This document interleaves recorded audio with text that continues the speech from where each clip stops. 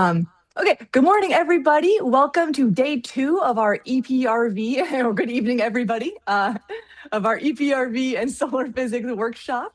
Very excited to see so many faces back online for the second and final day of this set of presentations. I'm not going to do as much intro today because we've got a full agenda and I want to get right into it. But for folks who are interested in learning more about the EPRV Research Coordination Network, which is the organization that helped to organize this, I'll put a couple of links in the chat that will take you to our website where you can read about the organization, our efforts to increase communication and collaboration within the radial velocity field, and also across different disciplines where we benefit from learning from one another, like the solar physics community, machine learning, planetary science, things like that. So click on those links if you're interested. We welcome members from all areas of radial velocity or related fields. So if you want to sign up for the RCN, there will be instructions on joining and getting on our mailing list so that you'll be aware of future events. So we welcome anyone who's keen. Okay, with that, let's jump right into our first presentation of the day. We will welcome Malcolm Druett as our first speaker, who is going to be talking to us about HARPS and the Sunrise 3 data release. Can I check you're seeing the correct slide? I think that looks good. A video of a high altitude balloon. Is that where we are? Yes, that looks correct. Perfect. Okay, great. So thank you very much to the organizers for inviting me to do this talk. I'm going to be talking mainly about the Sunrise 3 data release, and then also a shameless plug about Quiet Sun Atlas that we produced, and finally talking about future opportunities. So Sunrise 3 is a high altitude balloon observatory, was launched in 2024. You can see the video here, time-lapsed from its 6.5-day flight from Sweden over the Atlantic, landing somewhere in Canada. So key aspects of the data that you can access from this are the fantastic seeing conditions, because we have a float height of 37 kilometers, the spectropolarimetric sensitivity of the instrumentation, and of course, a near space, near UV opportunity that you don't get from the ground level. And what this does is combined, it makes a unique window, particularly for magnetic activity, but of a lot of things that are relevant to radial velocity studies. So I'm going to introduce the instruments, talk about some science cases, talk about how you can access the data if you want that data, and then some opportunities. So I have a lot of co-authors here. I've listed the ones who have actively contributed to the talk, but there's a lot of other people whose data has gone into this. Okay. So the Sunrise 3 instruments. There are 3 instruments on board. We're on board: Susie, 2MAG, and Skip. And I just noticed I've got the capitalization wrong on 2MAG there, which will run by groups from Germany, Spain, and Japan. And Susie is looking in the ultraviolet, and I'll talk a little bit through that. Then 2MAG is in the optical, and Skip is in the near infrared. So I'll go through each instrument, tell you what you can see from there, and then give you an example of the sort of data possibility you could get from those 3. So Susie, it's a ultraviolet scanning slit spectrograph. The operational window is 309 to 417 nanometers, but per scan, you're talking from 2 to 3 nanometers. And then you can get a spectral resolution of 2.5 to 4.5 picometers within that. So your spatial window is 45 arc seconds, and you get a spatial resolution of 0.03. You can just see the example here of scanning near the solar limb.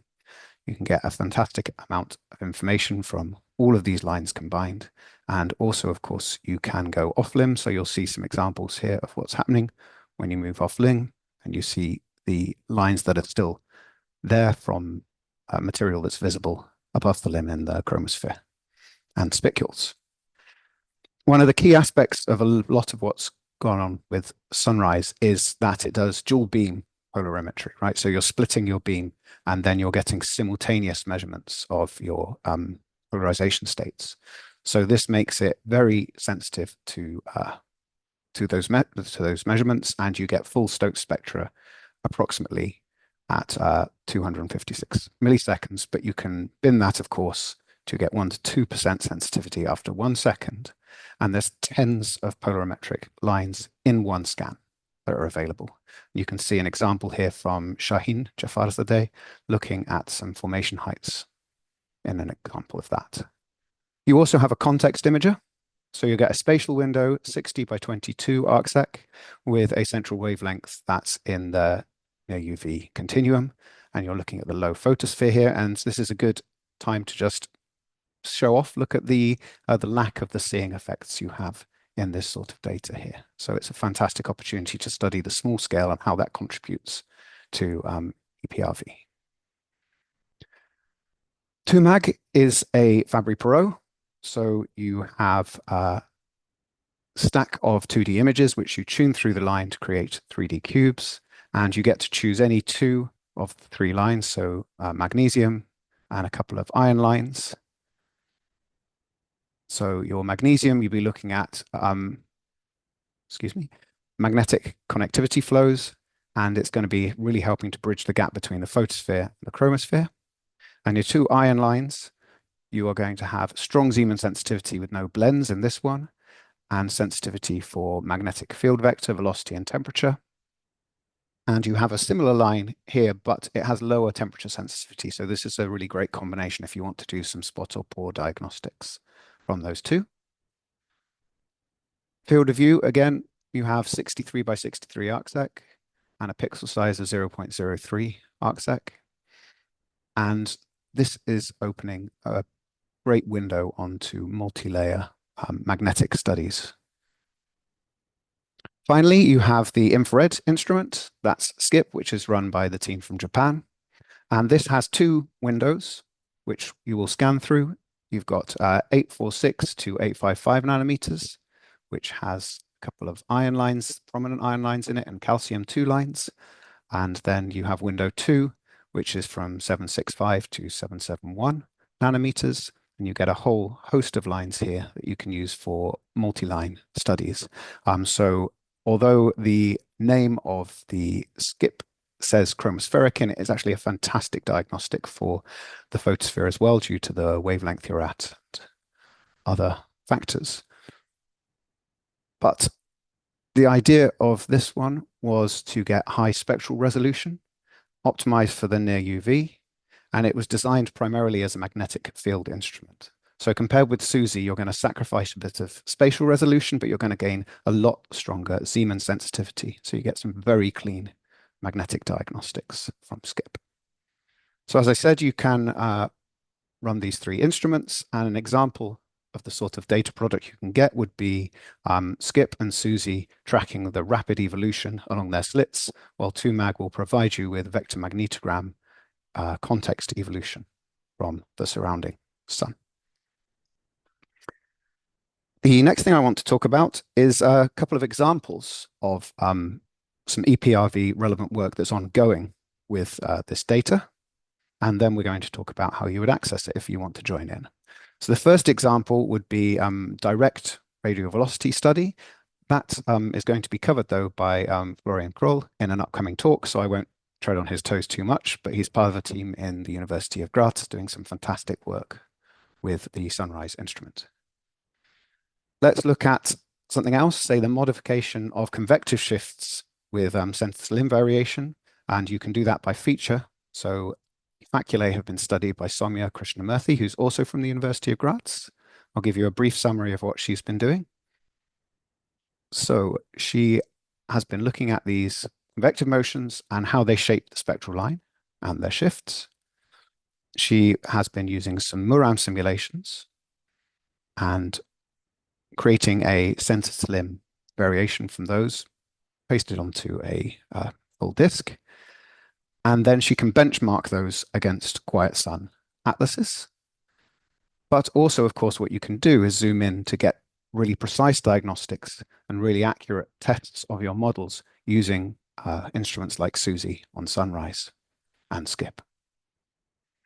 So with that, what she's able to do is then look at the effect of faculae on things like the velocity shift in these lines and many, many lines. Ryan Campbell has been looking at the magnetic properties of solar granulation. So he's been using AI trained on Muram simulations, and then he's been deriving the magnetic properties of solar granulation, which again, you can apply from center to limb and do all kinds of interesting things with that might help with RV. Helioseismology is also possible. So Andreas Lag was looking at the helioseismology using this data, but in particular, he also looked at the center to limb problem with that and how the systematic center to limb variation in measured helioseismic travel times varies. So he was able to do a very thorough study of that and confirm helioseismic time lags. I'll just do one more from this set, which would be multi-height wave and seismological studies. So this is from Shaheen Jafarzadeh. So he studied waves and oscillations in a sunspot. And the first paper he did is a solar atlas. So going through a lot of the instruments and creating a list of these lines. And then he was looking at their typical formation heights. And then what you can do is do some very nice detailed studies, for example, looking at the wavelet power or the intensity as functions of the typical formation heights, or sorting by, for example, the velocity of the wavelet power or the intensity to look and see if there's some really detailed diagnostics we can get of wave and seismological effects in the lower solar atmosphere. He's also performed a study investigating this spatially throughout a sunspot. And a phrase he used that I thought was very nice in the recent meeting was that Sunrise 3 is already opening a new era of multi-height wave seismology in the lower solar atmosphere. Okay, so there's a selection of EPRV relevant work, but there really is a lot more there. And if you're interested, you should get involved and you should have a look at some of the data. The data is still being produced, and let's talk about that. So how would you get the data? The QR code there will take you to this website. So if you're interested in having a look at some of the data, first thing you'll have to do is register. So click how to get access. There's a little registration button here that this takes you to, and then it's very, very simple to sign up. It's a kind of 2-minute job. Once you have your sign in, log in the top right, and then hit the observations button here to see what's available. So there is about 65% of the slit draw images that are taken in total that are available at present. This is an ongoing task. So if you select a particular observation, for example, this one, you could click on it, and then you can see what data is available in terms of the times. Here, you'll get some quick look information, and then you'll get the state of the data at the moment. So for example, the first SUSY observation here, the 00A, is available for download, and 00B is ongoing. So as I said, this is really something that's happening at the moment. So there's an opportunity to get involved and use data that hasn't yet been used as well, if you're interested in that. If you scroll down to the bottom of this, once you've selected what you want, you just request the download of all selected data sets here. And then you will be given a link which you can connect to with rsync or FTP to download your data. And another thing that's worth mentioning is that if you are using this data, there are some mandatory citations for particular data sets and standard acknowledgements for Sunrise 3 data use. So I'll scroll back a slide. If you see up here, this data policy tab here, that will take you there. So you'll see exactly what you need to put in to use this data. Okay, so hopefully that whistle-stop tour has somewhat convinced you that there are some really good opportunities for EPRV studies using Sunrise 3 data. Okay, some of the features are outstanding seeing and high-resolution view of the sun. And it's being used already for EPRV. and solar stellar exoplanetary work. But this is ongoing. New data products are emerging, so there's great opportunities to keep using this. However, I also want to talk about future opportunities. So some of the observational programs could have been better optimized for EPRV. And what I want to do is invite people to talk about preparing a strong case for what could be done. Okay, because this would increase the benefits from and the likelihood of getting a Sunrise 4 flight. If we can make a really good case for why this great seeing, excellent magnetic activity diagnostics, and everything that's available through this instrument, how they can be used with, for example, mosaicing and things like that to really power our research. So in particular, a case for solar minimum science would be very powerful with the stage we're at.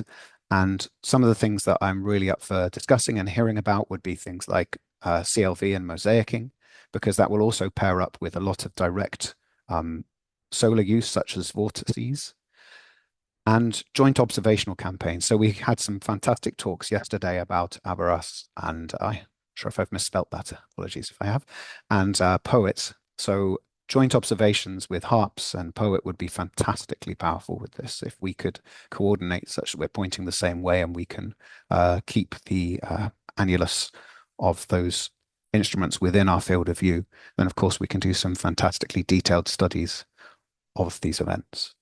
And discussing the ongoing evolution of these ideas, there is a solar stellar exoplanetary community that I founded along with a couple of other people. So Angela Santos and Alex Pietrow. So anyone who wishes to join that, just send me an email and you're very welcome to join in those discussions. Finally, I've given myself 2 minutes for the shameless plug section of this talk, which is just to mention a HARPS-N Quiet Sun solar atlas that was created by my PhD student, Fouad, along with Alex, myself, and Joel. So this is using HARPS-N data, and the idea was to create a quiet sun benchmark. So we want to create these HARPS atlases, so we have these high-resolution disk-integrated solar spectra that are fundamental references for atmospheric modeling, chemical abundance studies, and of course, RV. So what we did is we made sure that we were taking only times with 0 spot number. And you can see the days which we picked for our quiet sun atlas here in orange compared with other atlases that are available. And then on these solar disks, you can see the absolute maximum activity from the ones we used and the minimum here compared with other atlases that are available. So this QR code would take you to a download for that if you're interested. And what we were really hoping to do is provide that benchmark quiet sun atlas. And of course, this can be developed in the future to really push that down towards the lowest activity we can. There's also something interesting it turned up. So when we were studying this, there are some big differences. You can see our maximum activity and our quiet sun are actually right down here, offset from all of these other kind of kit peak atlases. And this seems to be due to normalization. So the normalization of the kit peak atlases are manual constructions around the kind of the blue end of the spectrum, which is described in the original papers as unrealistic, but it's fitted to the choice of the author. And when you contrast that with a quiet sun atlas, for example, that was normalized using Pollux, like a lot of the stellar work is, then you get these systematic offsets. So we think it's worth a debate as well as to what is a suitable continuum for the calcium H and K lines, because there's a real discrepancy there and it should be investigated. So thank you very much for listening. As I said, this Sunrise 3 data is an ongoing release. So the first batch is being released now. Key data aspects are you get these fantastic seeing conditions and you get very high sensitivity in spectropolarimetric data, and you get a near UV window that you wouldn't get from the ground with a 1 meter telescope. So this is a unique window onto magnetic activity and a lot of things that can be very useful to EPRV. So thank you very much. I guess I'm about my time limit. Yeah, that was perfect. And what a great overview. And thank you for highlighting all of these potential synergies and connections with the EPRV community. That was great. Thank you very much. Questions for Malcolm? Again, please feel free to raise your hand in Zoom or to submit a question through the Q&A tool. We've got time for a couple. I will take prerogative here and say, sorry if I missed this, the planning for Sunrise 4, the idea of having more intentional, like let's think about science cases and design observations around that. What is a very rough timeline for that kind of discussion to happen, if there's one? So this is very much a conversation of what could be rather than what will be. So this is one of the reasons it's very important for us to communicate properly between solar and exoplanetary, stellar, EPRV communities, because I think there are some fantastic cases, especially with things like POET and HARPS. Yeah. So we need to convince people of the funding for this. There's going to be a big change in MPS because Sami, after a fantastic career, is going to retire in later this year. So it's very much a case of making that case for Sunrise 4. And that's one of the reasons I really wanted and really appreciated the opportunity to talk today, because I think there are some amazing work we could do. We just need to make sure that we can. Okay. Well, yeah, so answering your question, though, in discussions with Sami and Andreas, they were talking about solar minimum science opportunities, which is something in particular that we can take strong advantage of, right? So this is a great opportunity. Okay. Question from Nuno in the chat. He says, can't speak right now. Great talk, by the way. Susie-wise, what is the wavelength range of each spectrum in one shot? Do you observe simultaneously the full 300 to 420 nanometers? No. So I probably talked over that a bit too quickly. So in Susie, your operational window is 309 to 470 nanometers. But within that, you will choose a window to scan. So you can select something with a width of just below 2 to just above 3, but that's, of course, wavelength dependent. So you will choose your region to look at with Susie. That, of course, I say you will choose, but this is a release of data that's already been taken, so they have chosen that. But in terms of the discussion I'd really love to have with people here as well, of course, we can talk about what we would like, but we know we cannot get the full range in one scan with the current version of Susie. Oh. Okay. Great question, though. Apologies for skipping over that a little bit. No, you covered so much. We appreciate the wide breadth. Okay, for the sake of staying on time, let's say thank you again to Malcolm for an excellent presentation to kick off the day. Oh, and Nuno, who's the PI of POET, says, by the way, we'll be happy to discuss collaborations with POET, thinking of Sunrise 4. So brilliant. Then I'll just make that happen. Point to my email up there and say, love to talk. Thank you very much. Great. Okay, Alexei, I think I saw you sign back on, so let's try the audio again. Let's try. So hey, that sounds much better. All right. Great. All right. So let me share the screen again, and so I'll talk briefly about next generation GONG, or next generation global ground-based solar observing network. There is no G. We kept GONG because it's it was an operation for 30 years, and people use this name. Yeah, Alexei, I don't think I see your screen sharing just yet. Oh, you don't see it? No, just your video at the moment. All right.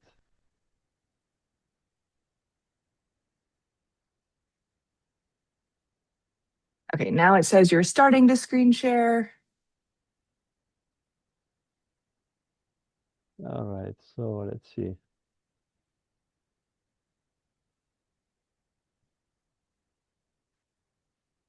Okay, now I've got the full view of that intro slide. That looks great. All right, great. So ngGONG is a synoptic instrument, and what synoptic means is that we want to observe a full solar disk, and we want to observe it for with different time scale, different cadences, and we want to take observations basically regular observations for extended period of time. So what does that mean? Synoptic observations for what are the cadence? And sometimes I joke that the synoptic solar physics is both sprint and marathon. So on the left, you see a video of a solar eruption, and you can see it's a large scale. It starts in one place, but it kind of expands, in a large fraction of solar disk. To capture this, we need to really take observations at, 60-second cadence, very rapid. Otherwise, we'll miss that. Furthermore, sometimes these eruptions are very complex. So you may have different magnetic systems in the disk interacting in such a way that the trigger could be in one place far away from the eruption. So we really need to observe the entire solar disk at high cadence.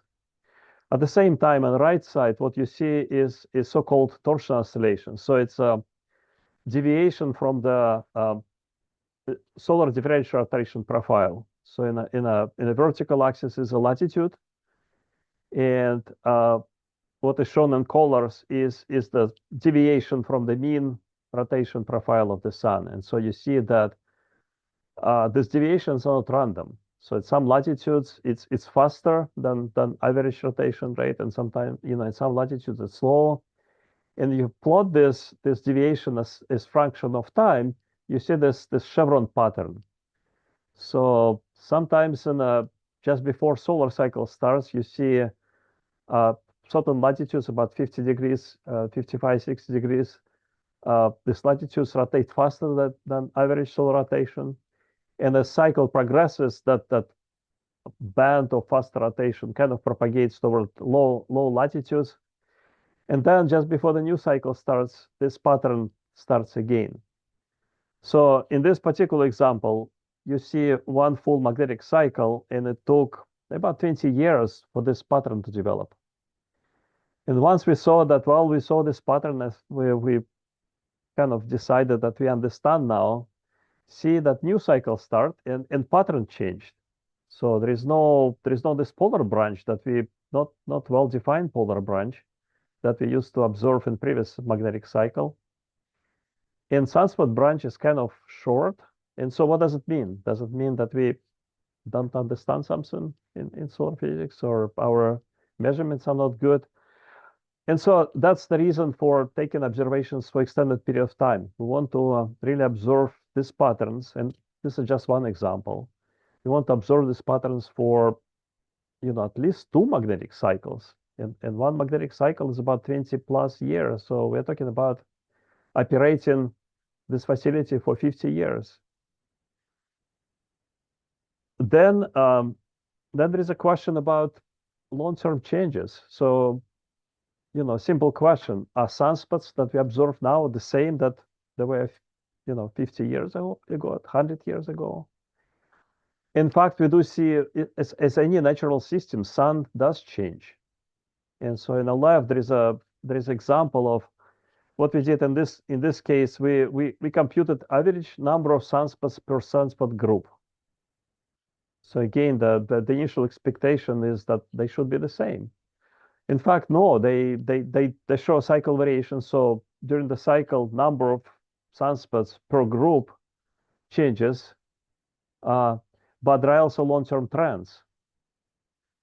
And if you look at, there is this recent paper when looking at the depth of the convection zone and whether the Taka line, the area where the sunspots really form, where the dynamo operates, and you compare this with the number of sunspots in a group, and there is a relation between them. So when the Taka line or depth of formation of sunspots moves closer to the surface, we see fewer sunspots in a group. And so it has this physical meaning, and how this evolutionary changes happen, what happened to them. For that we need, again, long-term observations. And the right, there is another example. So the correlation between, or relation between, in this case, it's radio waves, different wavelength, different frequencies. And so long wavelengths with longer wavelength. In this case, F30 means for 30 centimeter wavelength, and 15 centimeter, and so on. And then normalized to 10.7 centimeter wavelength. And you can see that there are differences how the solar corona changes depending on the frequency of waves. So for some frequencies, there are no changes. And for some frequencies, there are changes. Again, what does it mean? So there are some structural changes in solar corona which impact different spatial scales. So we want to understand what, how it happened, what it happened. So that's the scientifically, that's what ngGONG will be doing. We'll take in observations, continuously, same set of observations, 24/7. That's why it's a network. We want to observe sun continuously. Then in the solar physics, there is that aspect of, in addition to scientific research, we also have the impact of space weather. So this is something that our technological society really depends, extensively now. So we rely on the satellites. Our farmers rely on the GPS for where to put more water, where to put more fertilizer in a particular part of field. So it's really become more applied part of science. And just to give you recent examples, we had a very large geomagnetic storm in May 2024, and this geomagnetic storm impacted global positioning system, and only to U.S. farmers. Only U.S. farmers lost about $500 million because of that. Because of the precision in determining where to put your tractor is not sufficient for them to continue working. Then there is another example when 40 Starlink satellites were lost shortly after launch because of the solar storm. So it has real impact now on our society, and so that's what ngGONG will be doing. So ngGONG is a global network of 6 robotic stations with the goal to take continuous observations of the sun. Obviously, there is a GONG network right now, and ngGONG will be, as initial aim, we will be exploring the same sites for ngGONG locations. So right now we have GONG stations at Learmont, Western Australia, Udaipur, India, and the Canary Islands, Cerro Tololo in Chile, and 2 sites in US, Big Bear in California and Mauna Loa in Hawaii. So that's where ngGONG stations will be located. And as I said, ngGONG will address questions of fundamental science, solar long-term observations, really for understanding physical processes through the universe, not only solar but also stellar dynamo, for example. And then the other aspect of ngGONG is applied science. We really need to develop a robust prediction of solar activity for operational space weather. And ngGONG will be providing data for this. ngGONG preliminary design was funded last year by NSF. So it's a 3-year project, mid-scale research infrastructure project that we receive funding. Total of about 19 million for 3 years, and that's what we start doing, really. And this is a kind of visual summary of high-level ngGONG science objectives. So ngGONG will be, looking at 6 objectives, and there is one broader impact.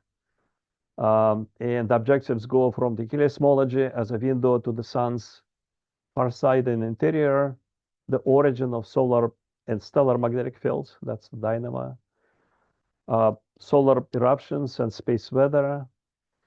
And then we, using ngGONG data will continue, through the heliosphere and trying to understand the magnetic connectivity between Sun and, Earth and other planets. And then there is a Sun as a star research. There's a solar stellar research bridge between Sun and other stars. And ngGONG will provide a context observations for high resolution instruments and space weather mission. And as a broad impact, ngGONG will provide data to operational space weather forecast. To address these objectives, ngGONG will take a series of observations, and we are talking about full Stokes polarimetry, which will be used to derive vector magnetic field in the photosphere and chromosphere to different heights in solar atmosphere. And in addition to that, we'll take Doppler velocity measurements. And this Doppler velocity would be used for heliosismology for site imaging. Then for flare research, it will be several instruments for the rapid imaging of solar disk and different spectral wavelength bands. Sun and star observations. And sun and star observations would be basically disintegrated spectra in different wavelengths. But some wavelengths, at least some wavelengths, will be the same as for the disk resolved spectra, for the spectral polarimeters.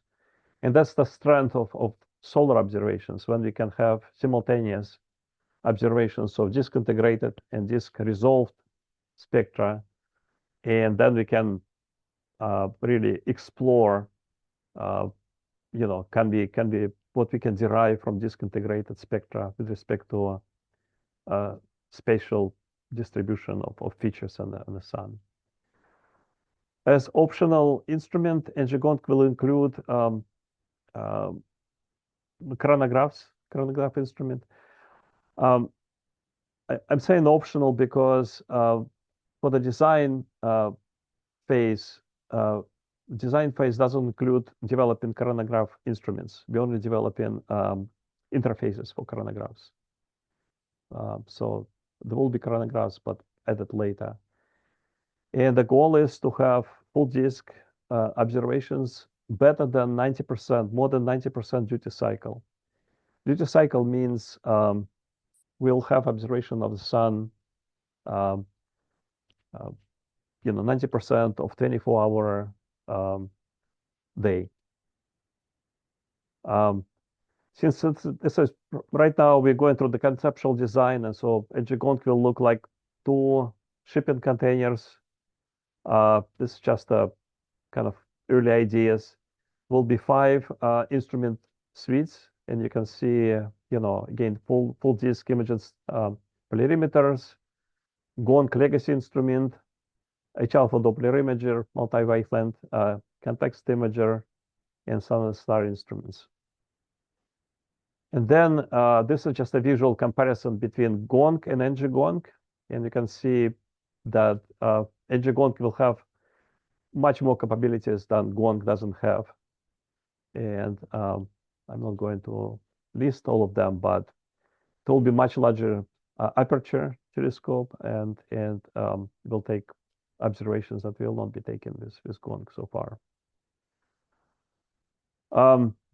So ngGONG data from ngGONG will really will improve solar stellar models. That's how we see it. So we'll have detailed observations of various different features. Spectral observations that could be useful for these models, and we'll have simultaneous disk integrated observations for the same type of features. And will be observations related to total and spectral irradiance with high cadence, helioastroseismology. We'll be able to characterize stellar noise from the granulation. So just a kind of brief overview how useful ngGONG observations would be for stellar research. This is a kind of summary of ngGONG sun and star capabilities. And again, we're in a preliminary design phase right now. And so any feedback, what would be useful to include will be very much appreciated. One thing that I want to mention, typically solar observations, spectral observation don't have absolute wavelength reference. And for ngGONG, we will have absolute wavelength reference. For example, laser comb or some other approach. And I guess that's my kind of closing remarks that ngGONG is really a top priority for ground-based solar observations in the next decade. There are multiple fundamental questions that we'll be addressing, including some of the solar-stellar aspect. The project is funded for preliminary design right now, and we're looking at establishing new collaborations to continue with astrophysics stellar community. Thank you.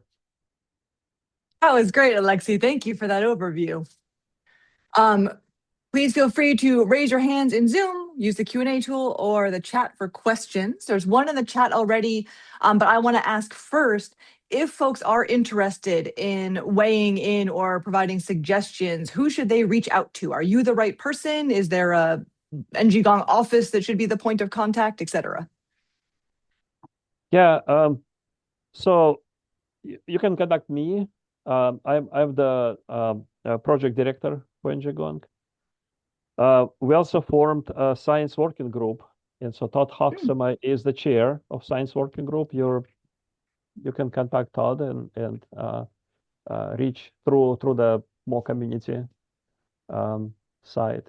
So okay, great. That's good to know. Thank you. Question in the chat. I think you covered parts of this in your last couple of slides, but how many spectral lines are you planning to use for photospheric and chromospheric vector magnetic fields? And are there any specific wavelengths? Right. So again, we're in a preliminary design right now, and so this is one of the questions that I've discussed, and you know, currently we have so there will be two magnetographs, spectral polarimeters, photospheric and chromospheric, and for spectral lines we looked at in the photosphere 1.5 micron infrared line. And we also looked at, for the chromospheric line, we also looked at calcium 8542 spectral line. At the same time, there is an interest in well, there is a concern about going to infrared. And so we're also considering kind of classical iron 6302, 6301 angstrom. And we're also considering helium-1030 spectral polarimeter. And so there are these debates, and one of the ideas is to have instruments, all four lines, but you know, three network sites have, you know, one set of let's say 6302 you know, visible, and 8542 in a near infrared, and other three stations will have you know, 1.5 micron and a helium-1030. So there are these debates, and any feedback would be appreciated, because it's again, we're early in the process and deciding about what to do. Okay, folks, this is your chance to weigh in. We've got one more minute, so Heather, I see your hand. Go right ahead, and then we will move on to our next speaker. Yeah, I know you said that this is in the design phase, but ideally, when would you expect first light? Well, so the design phase is 3 years, and we need another 6 months, maybe up to one year to complete the you know, to the level of full design review, right? And then after that, we expect that we will be ready to start construction, you know, and the first light for first instrument will be maybe within 3 years, right? So 3 plus 1 plus 3, we're talking about maybe 7, 10 years. And it all depends on funding, right? It's a major project, right? So there is uncertainty, but there is a strong interest from not only from NSF but also from other agencies to actually fund construction. So, well, very, very optimistic at this point. So 7, 10 years.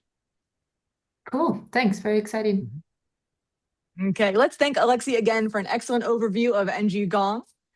And our next speaker is Parvathy, joining us from the Indian Institute of Astrophysics. Okay, you're muted at the moment, but your video looks good. Yeah, so I'll share my screen now. Please do.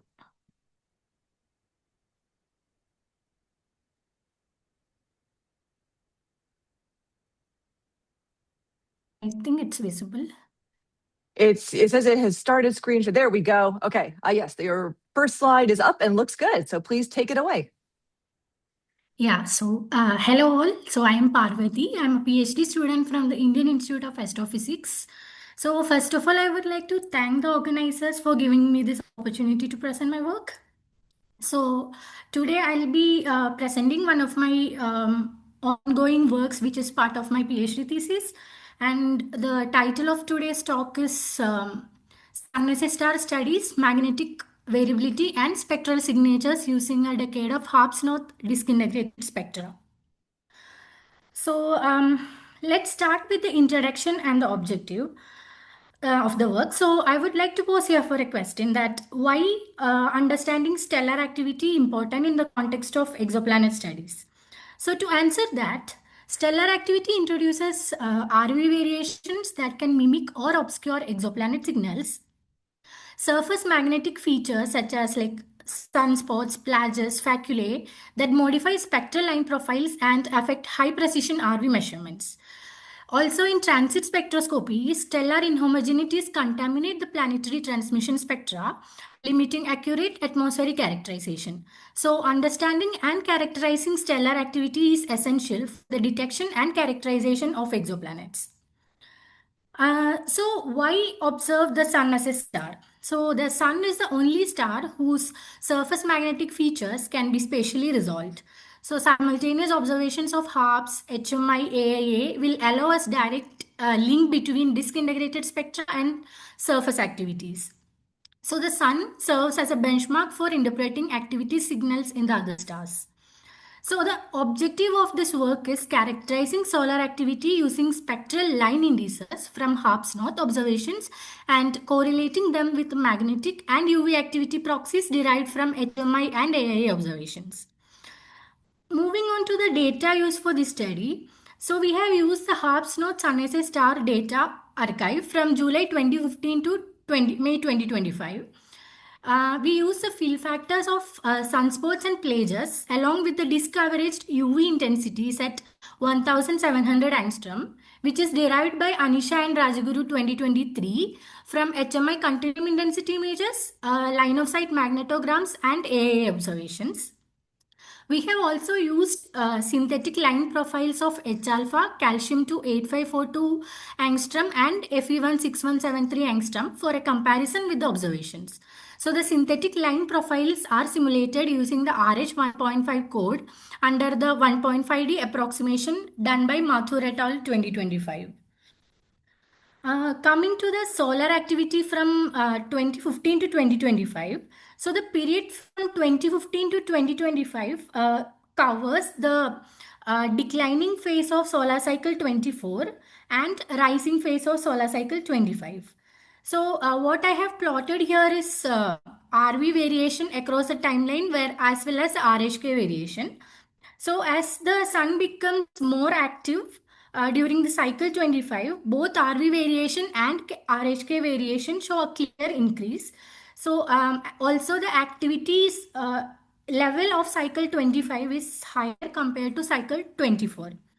Moving on to the next slide. So this slide actually shows the evolution of calcium 2K line, which is one of the best indicator of solar chromospheric activity. it is from the classical Mount Wilson S index is derived.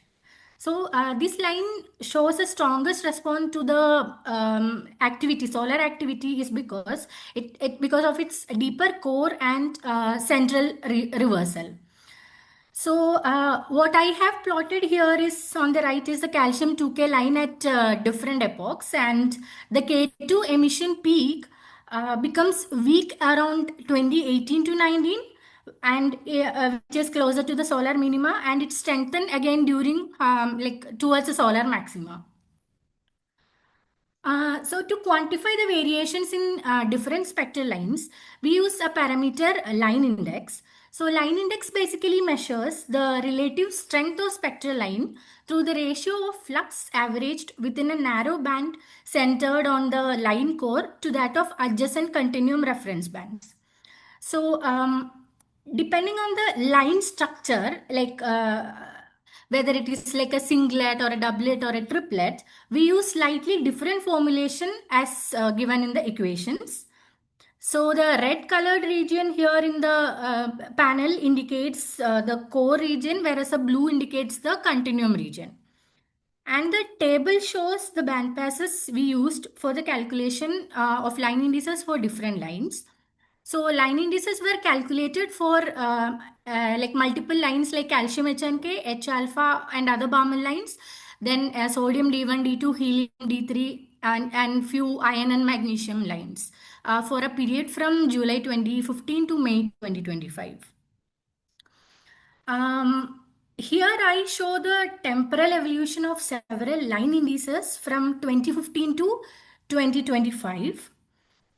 So the calcium 2 HNK, which is shown here, and several other lines like H alpha, magnesium B triplet, Fe16173, etc., shows like a decreasing trend towards the solar minima, and then it shows an increasing trend towards the solar maxima.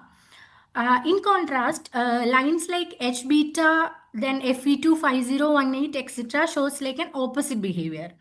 And few lines like sodium D1, D2, which we looked at, didn't show any significant variation over time. Coming on to the next slide. So in the previous slide, I showed that the temporal evolution of line indices for the sun as a whole. So now to identify which feature is causing this variation, we compared these line indices separately with sunspots, plages, and Faculae fill factors. So this figure shows the variation of line indices over of different lines with plage plus Faculae fill factor. So as you can see, there are several chromospheric lines like calcium HNK, H alpha, etc. shows like an increase with the plage fill factor, whereas some other lines like Fe25018 and H beta shows like an opposite trend. So the same like we plotted for the sunspot fill factors. So this is that plot for different lines. So this also shows similar trends like what was obtained, but not as much as what it is showed for plage or Faculae fill factor. So what we are understanding from there is plage and Facular fill factors shows a stronger correlation with line indices than sunspots, highlighting their dominant role in long-term solar activity variations. So now, so far we have looked at the optical spectrum. Here we have extended it to the UV using AA 1700 observation from SDO. So this also, as you can see, follows the solar cycle very much comparable to the calcium HNK indicator. Now moving on, to understand or to identify any alternative indicators for S index, we calculated the Spearman correlations coefficients between the S index and all measured line indices. So that is actually listed in this table, and as you can see that many lines show like very well correlation, either positive or negative correlations.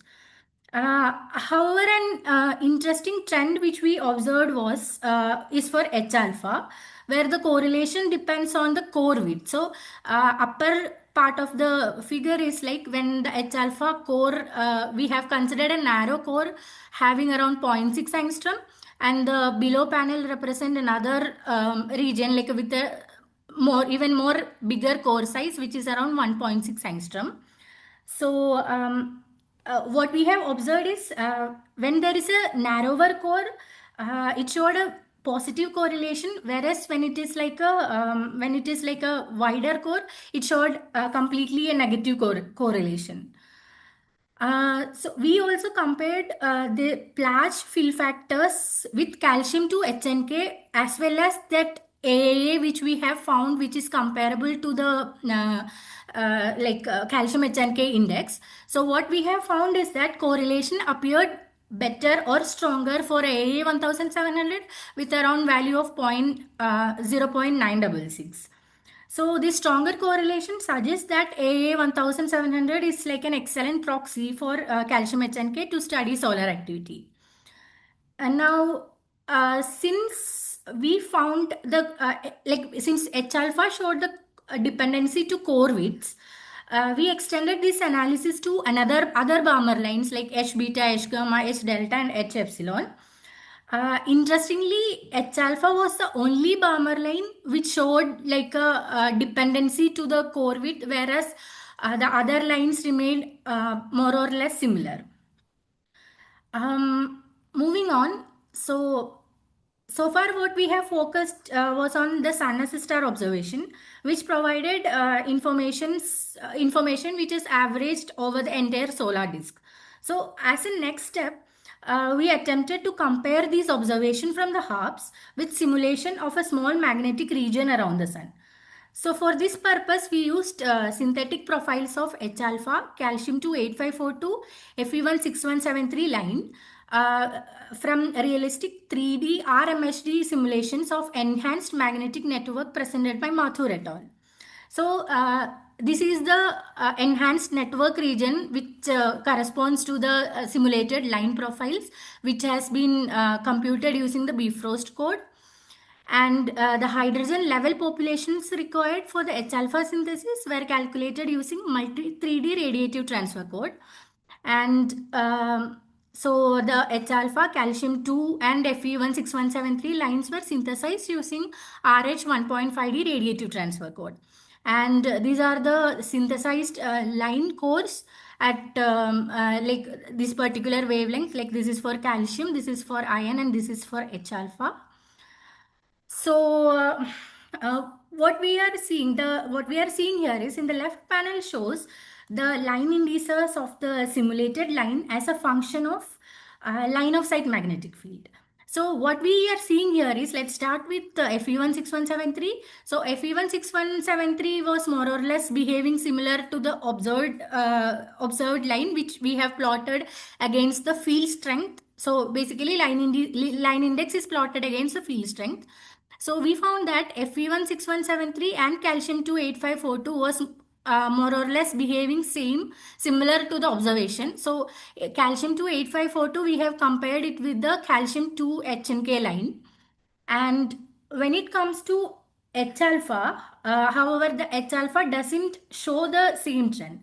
So simulation couldn't reproduce this trend. So further investigation is needed to understand this better. And we also extended this work to few other FGKM type stars. So this figure shows few such stars showed a similar trend like sun. So x-axis is the core width, different core width, and y-axis is the correlation. So as bandwidth is changing, there is a change in the correlation. So this work is also currently ongoing.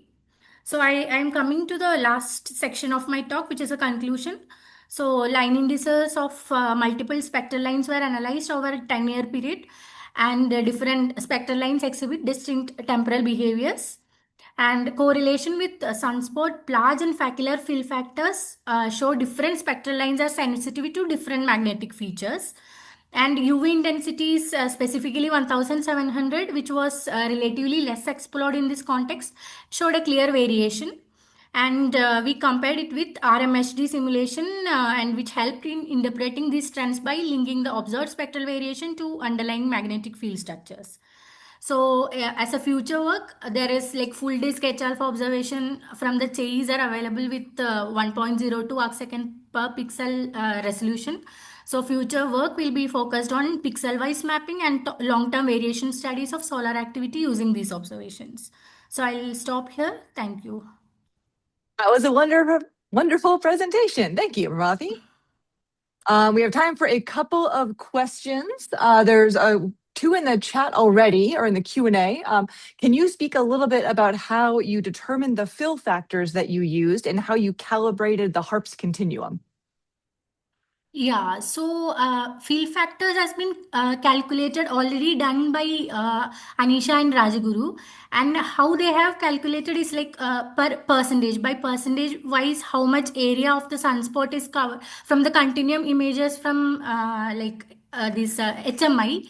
They have calculated that how much of that total sun area the spots or plages or filaments cover by considering certain threshold. Gotcha. Serena, I see your hand up. Go right ahead. Yeah, so I'm very interested in your presentation because I'm working on something that is extremely similar to what you're doing. And in particular, I'm also using bifrost simulations and I'm comparing them with Dickey's observations. And I mean, it's just, I don't want to bring the discussion of boundary lines now here to this group. It would be like too much, but I would be very much interested in discussing your results with you. Sure. Yeah. So if you can get in contact, that would be great. But again, probably this, I would like to stress that it's very important to compare the simulation of the models also with high spatial resolution observations, because I can tell you, I don't want to share all the details with the group, would take too long, but we gain a lot of insight of what is the real stratification of the what could be a more reasonable stratification of the atmosphere and the chromosphere. Yeah. Yes. Thanks. Correct. Yeah. Okay, so please follow up. For the sake of time, we need to move to our next speaker. But Parvathy, there's a question from Malcolm in the Q&A tool. And so I'm gonna actually, I don't know if you can answer it there. I'm gonna put it in the chat for the overall meeting. And if you could take a look and try to respond, that would be wonderful. Sure. Yeah. Okay. With that, let's move on to our next speaker. Thank you again for a wonderful presentation. Next up, we have Florian from the University of Graz. Okay, I see your video coming up. Yeah, start sharing. Yes, it says it's starting to. I hope connection stays stable. It's a little rough. Worst case, I need to turn off my video, but let's try it like this, and then you just tell me if it doesn't work. Okay, I'll chime in if it gets too choppy, but right now the slide looks great. Your audio and video are both good, so please take it away. Perfect. So, well, first of all, thanks for having me. Thanks for giving me the opportunity to also present my work. And for those who don't know me, a little introduction of myself. Hi, I'm Florian, second-year PhD student in the Stella group of Sasha Shapiro at the University of Graz. And as you can see in the title, I've been working with Faculae, solar Faculae. And I have to mention it since like yesterday, for example, we've heard a lot about observations and instruments. We are more on the simulation side, the theoretical side. And I'm not going to waste any time and jump right into my introduction. I'm going to skip over some of the slides because this is very basic. We are now familiar with how to measure radial velocities. But I want to spend some time here again at the problem, which was introduced a couple of times. But the thing is, stellar activity is a big word, radial velocity zeta. It has granulation, Faculae, spots, splash, everything we heard of. But why I have been looking into Faculae is that it is, and it has been proven by quite some studies right now, one of the major source of variability due to their sheer filling factor and also because Faculae are bright. Spots, for example, also have a contribution. The filling factor is much smaller, they are dark, So Faculae are really important, and they're really a pain. So we tried to figure out what's going on by simulating Faculae and then looking into the radial velocity imprint and see what's going on. So just briefly introducing our team. I mean, there's Sasha at the top, and then our branch of radial velocity starts with Soumya, who has also already extensively worked with solar granulation, and she's obviously also doing much more. There's Dushan, who is our spectrosynthesis and spectral line expert, and me, PhD student working with Faculae. Well, yeah, there's spots. And now I want to move on, shift the problem towards the motivation, because, I mean, we're now familiar with planets as they will move the star as a whole, will shift, so the spectrum will be affected equally everywhere, but stellar activity will change individual spectral lines in distinct ways. And that's the breakthrough opportunity by looking into, like, line by line to see what's going on. And, well, what I just said, Faculae are a major source or the major source of variability, so it's very important to understand what's going on. Now, moving forward to what we've actually done, we have this very nice code, which some or most of you probably know. It's called MURAM. It's a 3D radiative MHD code with which you can simulate the upper convective layer and the photosphere of the sun, or now also other stellar types. But we have only worked with the sun. And we've done this for two cases. One time with a small-scale dynamo, so SSD, featuring a quiet sun, and one time inducing a 200 Gauss seed field, which will then naturally evolve into those kilogauss magnetic flux concentrations, which are Faculae. And we need both of them because we want to compute everything like relative towards a quiet sun, so that we can really know what contribution truly comes from Faculae. And then we have these cubes, and we want to get spectra out of it. So we have this housing code called MPS Atlas, which is a very flexible code. So you can look at the MURAM cube from different viewing angles and synthesize your spectra, so you get center to limb. And the beauty and the pleasure of simulations is, on top of that, we can turn on and off certain convective velocity components during the spectrosynthesis. So, for example, only looking at contributions coming from vertical convective velocities, or only horizontal, or all velocities. And we have synthesized like a spectra from 380 to 800 nanometers. But for this case study, for this first project, we've only looked into perfectly isolated spectral lines. And also this is well doable with MPS Atlas. And we looked into a set of 60 iron 1 and iron 2 lines. And then we came up with the idea of letting a patch of Faculae transit otherwise quiet solar disk, and then see how the radial velocity signal looks like.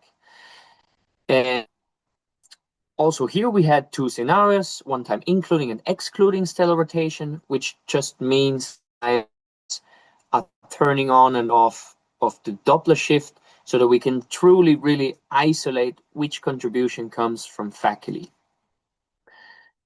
Well, and now we have everything together to measure radial velocities, and we have done this with a bunch of different methods, but I don't want to go into any details. I just want to highlight that we averaged over those three to mitigate any method-specific biases. Why?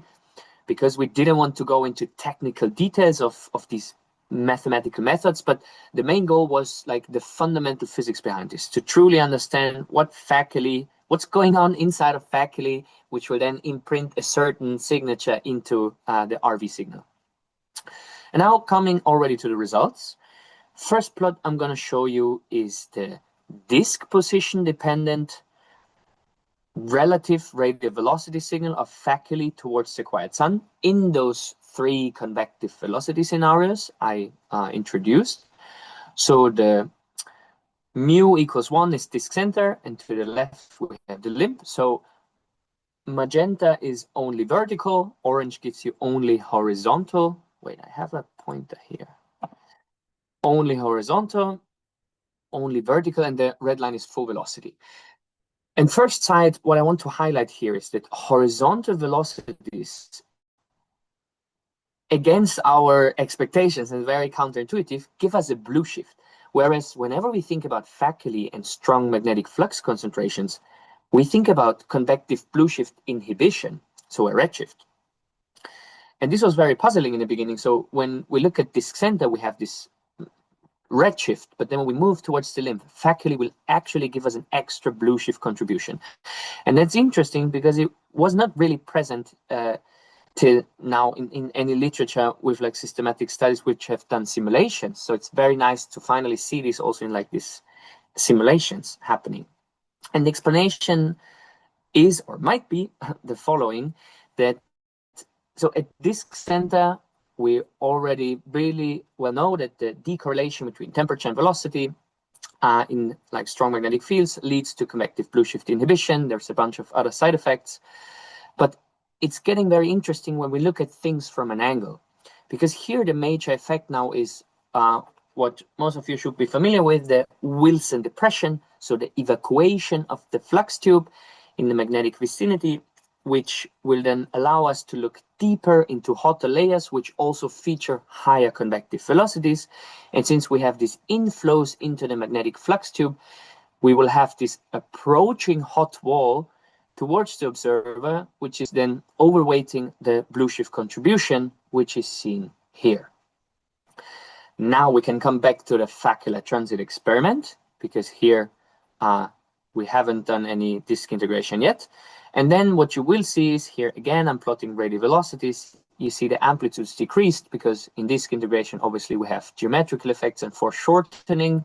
And then I plotted this over this Faculae patch transit.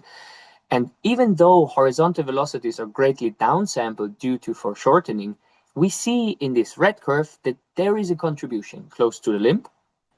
And now if we on top of that turn on stellar rotation, which I mentioned in the beginning, so we had these two scenarios, these RV profiles become asymmetric and they feature a phase lag, which simply means that the maximum RV is happening even before the patch reaches its maximum projected area at disk center. And this was already a couple of years ago already observed on the sun. And it's very nice that we see this in the simulations. And then finally, we can also do this with multiple lines. And here I'm just plotting 5 out of our 60 iron 1 and iron 2 lines. And the main message is these effects are highly line dependent, and not only in amplitude, but also in asymmetry and in this phase lag. And well, this was it from the results now, just from this like first little project, very idealized, very like fundamental oriented and theoretical. And then we've started looking into full spectra. So now giving you a little outlook before I close this presentation. As I mentioned in the beginning, we have this 380 to 800 nanometer range, and the HARPS G2 observational spectral line masks perfectly falls in there. It's a little smaller spectral window. And we started working with it, and the idea was to compute line by line RVs and then give each line a Faculae sensitivity. And then based on this Faculae sensitivity, group those lines and then average over the group again and try to plot the like just a few tests. The main message is just it is possible to group these lines. There's highly differential effects. We also found a bunch of lines, for example, which show only negative behavior, like reverse behavior, and we are like working on that. We try to look into those lines, what's going on. On top of that, having this Faculae patch is nice, but it's very idealized. So we also in other ways, like these Faculae bands, or even like putting them everywhere in the sun and then applying a filling factor according to real solar cycle data, and then check between those 3 experiments, so each against each, and plotting the line by line RV scatter, so Faculae sensitivity in those experiments, 3 experiments, 3 panels. We see linear behaviors, which is great. That means if a line is sensitive or insensitive in one experiment, it's also in the other. And then very recently, we've also tried identifying the lines in this list with bulk so that we can like look into individual lines and try to understand like what's going on. Like this is all ongoing work. And the main goal, or what would be really nice, is to have then a list of lines where we can provide Faculae sensitivities, I mean, based on these simulations for many lines, and perfectly identified lines, which we could community. And before I finish this talk now, last slide, which Malcolm already very nicely introduced. We've been at the Freiburg meeting for Sunrise 3, and we will start working with the data. Dusan is already extensively working with the data in our group, and I will start working with it also later. And we benchmark our findings, first of all, and since Sunrise 3 has great observational data at different viewing angles, at high spectral resolution, actions with what's now my laptop says your internet connection is unstable. Now I'm back. Your audio Well, is and like dropping a even little further in bit, the future Florian. also. Okay, is it? I'm already done basically. Okay, I'm it seems like it's already back done. now, so I think you're okay. Okay. I was about to say it's just like also about Poet, our great potential future work, but mainly now we will start working with Sunrise 3, and with that, basically I'm at the end of my time. So I'll leave you with this last slide. This link leads you to the paper of the first project, still archive, but the main paper will be published very, very soon. Well, thanks again, and that's it from my side. Excellent. Thank you for that wonderful presentation. I'm looking forward to checking that paper once it's out. Okay, we have a question in the Q&A from Thomas. Hi, Florian. You may have mentioned it, but can you just go over again how you measure the facular sensitivities per line? Is it just a direct linear correlation or something else?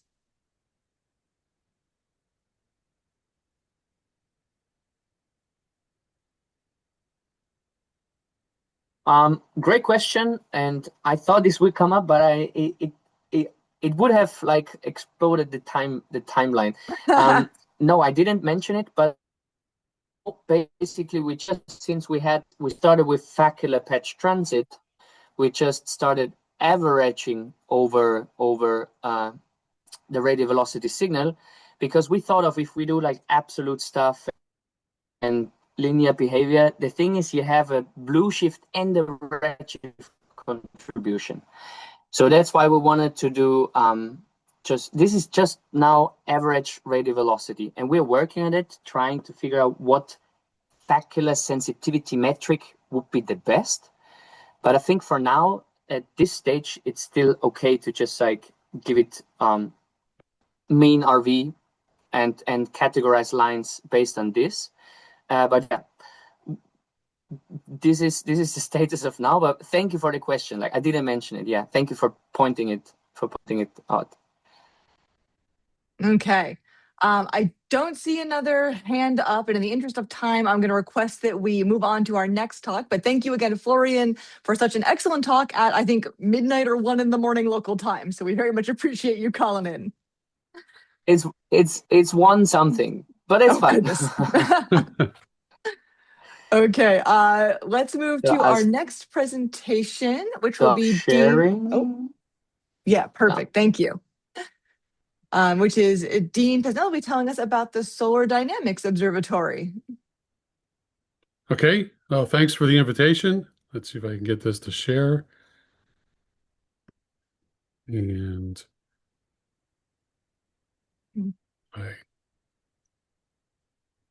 how's that? It's still transitioning. Yeah, that looks good. Okay. Hi, I'm Dean Penell. I am I used to be the project scientist for the Solar Dynamics Observatory. I'm now retired and still talking about SDO. SDO is a major NASA mission that has been observing the sun for about 16 years now, and we look at many things on the sun.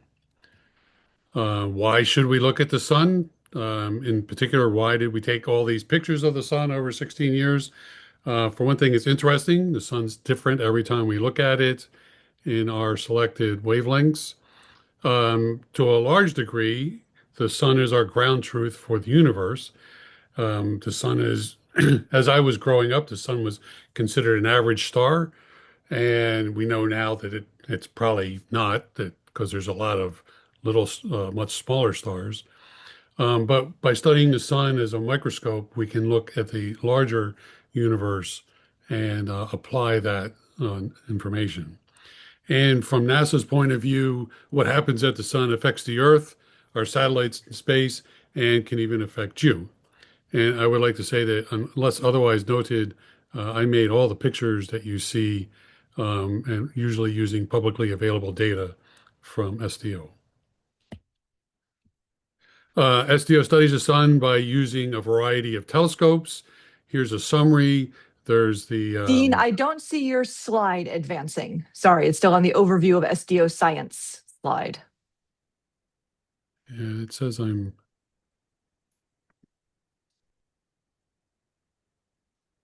understand why it says it's paused, but it won't go on.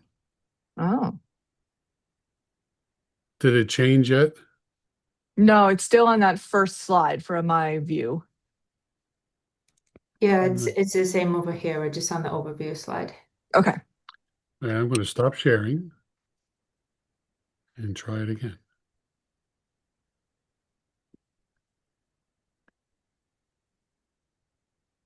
Okay, now it's showing how SDO studies the sun. Sun.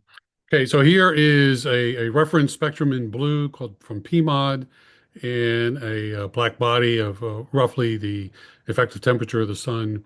And you can see the wavelengths are labeled where the AIA instrument measures the sun from the left to towards the right, all the way to 4500s. HMI does some high resolution spectroscopy at 6173 iron line. And then Eve is a spectrograph that has a variety of spectral measurements that cover from about 1 to 100 nanometers. Each one of these lines is designed to study some aspect of the magnetic field on the sun. Okay. SDO data is typically images. We have 555 million 4K by 4K images, and they are still continuing.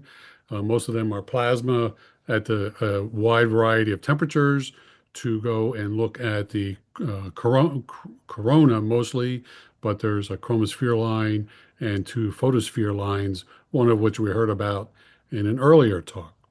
HMI produces magnetograms, both line of sight, which you can see here in the bottom row, and vector magnetograms, which are a little bit more difficult to show as a summary, and in Dopplergrams to measure the surface velocity and allow helioseismology to appear.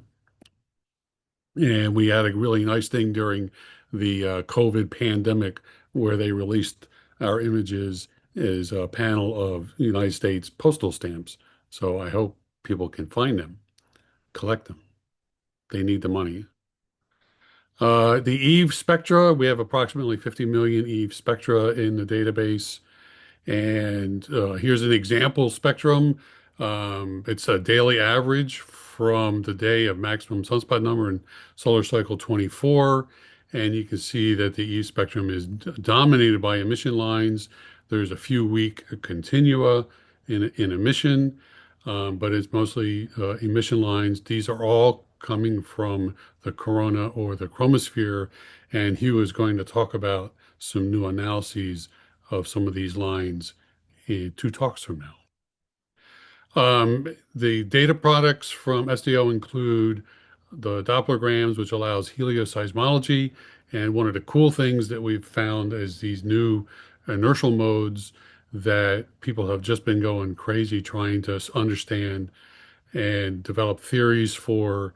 And these are similar to the R modes that we see when we talk about things like the jet stream in the Earth's atmosphere and these high and low pressure systems moving around. But these can penetrate deep into the sun because there is no solid surface. So they're different from the R modes, but they're somewhat similar. And it's a whole new branch of solar science that we barely imagined until these SDO observations. But SDO, what I would like to talk about here is SDO and the solar magnetic field. The solar magnetic field is the source of solar activity. It's why NASA worries about the sun, because that solar activity affects the Earth, causes satellite drag, causes communication and navigation problems. SDO is the end product of 120 years of development. It still uses Zeeman splitting, which is what Hale first used to show sunspots had strong magnetic fields. He published the first paper in approximately 1908, and we've been using similar technology, much better developed, where we can image things. We can run it more automatically than trying to rotate mica layers. But where the magnetic field comes from, what it does, and what it will be tomorrow are the cornerstone SDO research goals. An example of the vector magnetic field here, this is from early in the mission. It was one of the first that they did the vector field analysis for, mostly because it was big, is nice strong signal. And these 4 panels show the continuum intensity in the upper left, which is just showing you the sunspots that HMI would see at that time. And then you can see the field strength in the upper right, the inclination, so the angle that the B field is emerging through the solar surface. If it's blue, it's coming towards you. If it's red, it's going away from you. And so you can see that the field in the you can see that the field has bipolar regions in this active region. And then the azimuth is the angle around the field of view, the point of view. So you're looking at the sun, and you can see the vector. It's tilted with respect to the surface, and then there's a rotation angle around that line that you're looking at towards the surface, and that's here called the azimuth. And you can see that the reds are headed that way. The light blues, the greens are, like in this region, are headed that way, and the others are intermediate to that. And the nice thing about this is we can study things like neutral lines, and where is the magnetic field changing rapidly, because these seem to be correlated with flares and could be possible precursors, as one example. My particular interest is in more of the large scale field. One thing, when we study things like the radial velocity and magnetic fields in stars, back when I was a graduate student and early career, we will probably never be able to create a map of another star that has a magnetic field like this. The sun is the only one that we can get this level of detail. And this is the average field throughout solar cycle 24 on the top. It's the solar surface displayed as roughly a Mercator projection, and then pixels are averaged together over rotation by rotation to develop these averages. And you can see that from solar cycle 24 to 25, things are different. The sun does not have a repetitive, it has a periodic, but it's not a repeating solar cycle. Now, I was asked to talk about issues. Here's one that is unique to doing these observations, and that is disambiguation. When you're using the intensity-based Stokes parameters, which is how we measure the polarization of the light caused by the presence of a magnetic field, they have a 180-degree degeneracy in the plane of the sky. So everybody's used to the line of sight magnetic field. That's this guy that's pointing right towards the smiley face here at the top. It's the same on both sides. That comes from the circularly polarized light. It's very well characterized as to its strength. It is not necessarily the actual radial field, as you can see from these 2 examples. In this example on the left, the horizontal field here is measured going to the right, and it results in a total field, which is this blue arrow, also pointing generally to the right. and a radial magnetic field that is large. So the line of sight field is at least telling you that the radial field is mostly outward. This is what you would see if you were looking in a penumbra of an active region where you have the magnetic field is, instead of pointing outward, just starting to bend over as it heads out, and it has to bend over to go back and intersect the surface. On the left side, on the other hand, is one where we have the field, this 180 degrees, we flip the field sign, and now we have the same field line of sight, the same magnitude of the field, but now we have a very, the tangent field is here, and the radial field is pointing inward. So I got those backwards. This is the penumbra, and this is what you would see if you looked out, especially at the poles. This is an issue. I'm not sure how much this issue is a problem in the large scale fields. When we did magnetic field spectral inversions back when I was a student, we could barely detect the field, let alone having to worry about this kind of disambiguation stuff. My region of interest includes faculae, which unfortunately I do the polar faculae up here at the very top of the sun, very weak faculae, but they last a long time as opposed to the ones that were talked about in the previous talk. And in particular, the fact that you have these regions that at the top of the sun in the EUV images are dark around the poles. And as we go to solar maximum here, you can see that the poles have filled in. They're roughly uniformly bright. And then when we go one more to the succeeding solar minimum, you can see the large fields. And these are the things that we study to try and understand what the next sun is going to do. The polar field strength appears to be a fairly reliable predictor of solar activity. I'm going to skip that. Now, I was asked to talk about issues. We have a thing called the 24-hour period problem with SDO. I'd like to show you it's not really a problem. It's something that we have to worry about. And I'm going to use this as an example. This is the Venus transit from 2012. This is an AIA 171 because this is a nice slide. Here are two slides with HMI for the two Mercury transits that we have been able to see. And if I go into the SDO database and pull over the intensity of the SDO and ask the JSOC, the place that has the data, for the mean of this over the disk of the sun, and then this is for roughly 4 days surrounding the transit, which happens here, you can see that there's this oscillation. It's about a 1% ripple. It's related to our orbit. It's certainly not a distance effect. We do not move, we're 150 million kilometers from the sun, and we don't move that many. We don't move 1.5 million kilometers over the course of our orbit. We move less than that. So it has something to do with the way the spectral line we're looking at is interacting with our instrumentation. But on the other hand, if we do a two-parameter fit, if we allow for a two partial Fourier fit, you can see that there's still some residual left, but you can see that definitely the planet transit is seen in the data.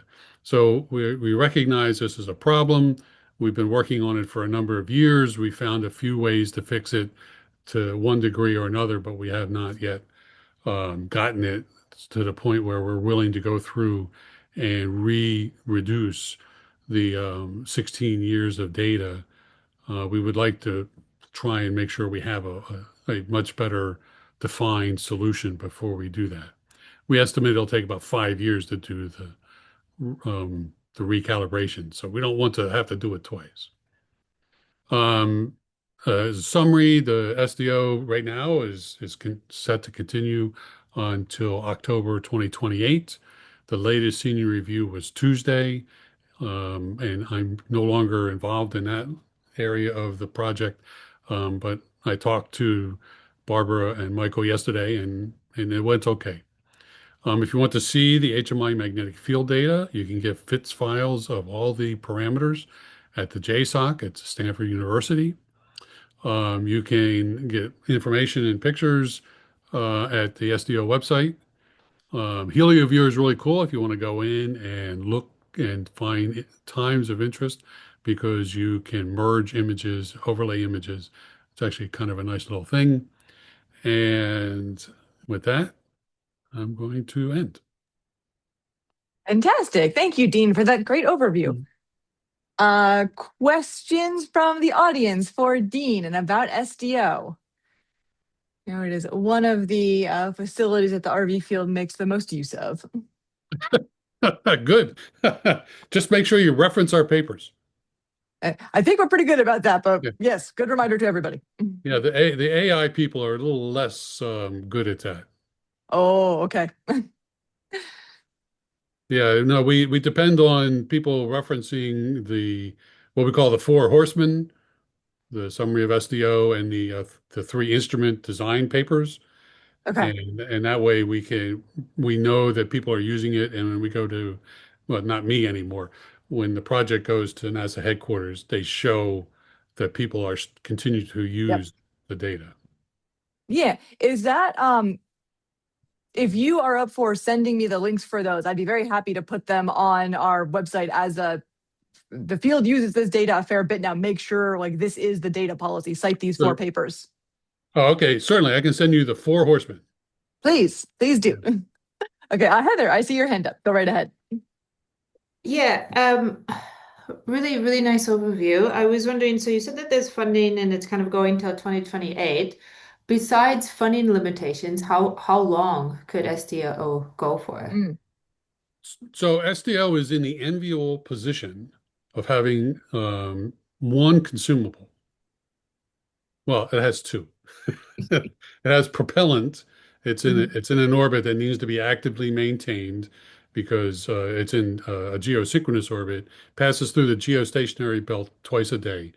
And so we have to maintain our orbit to within a 1 degree bin on the geostationary belt.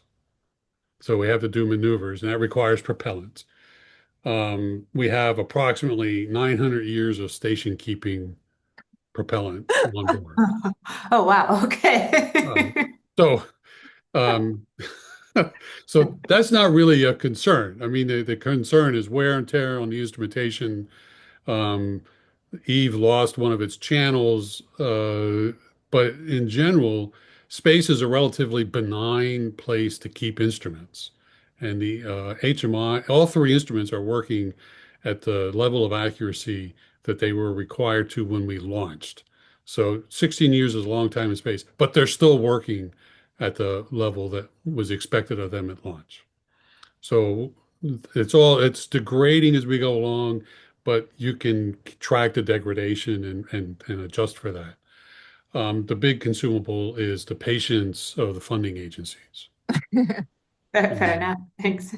So we have a fairly expensive, because it's a large data volume. We're sending down 1.5 terabytes of data to the ground every day.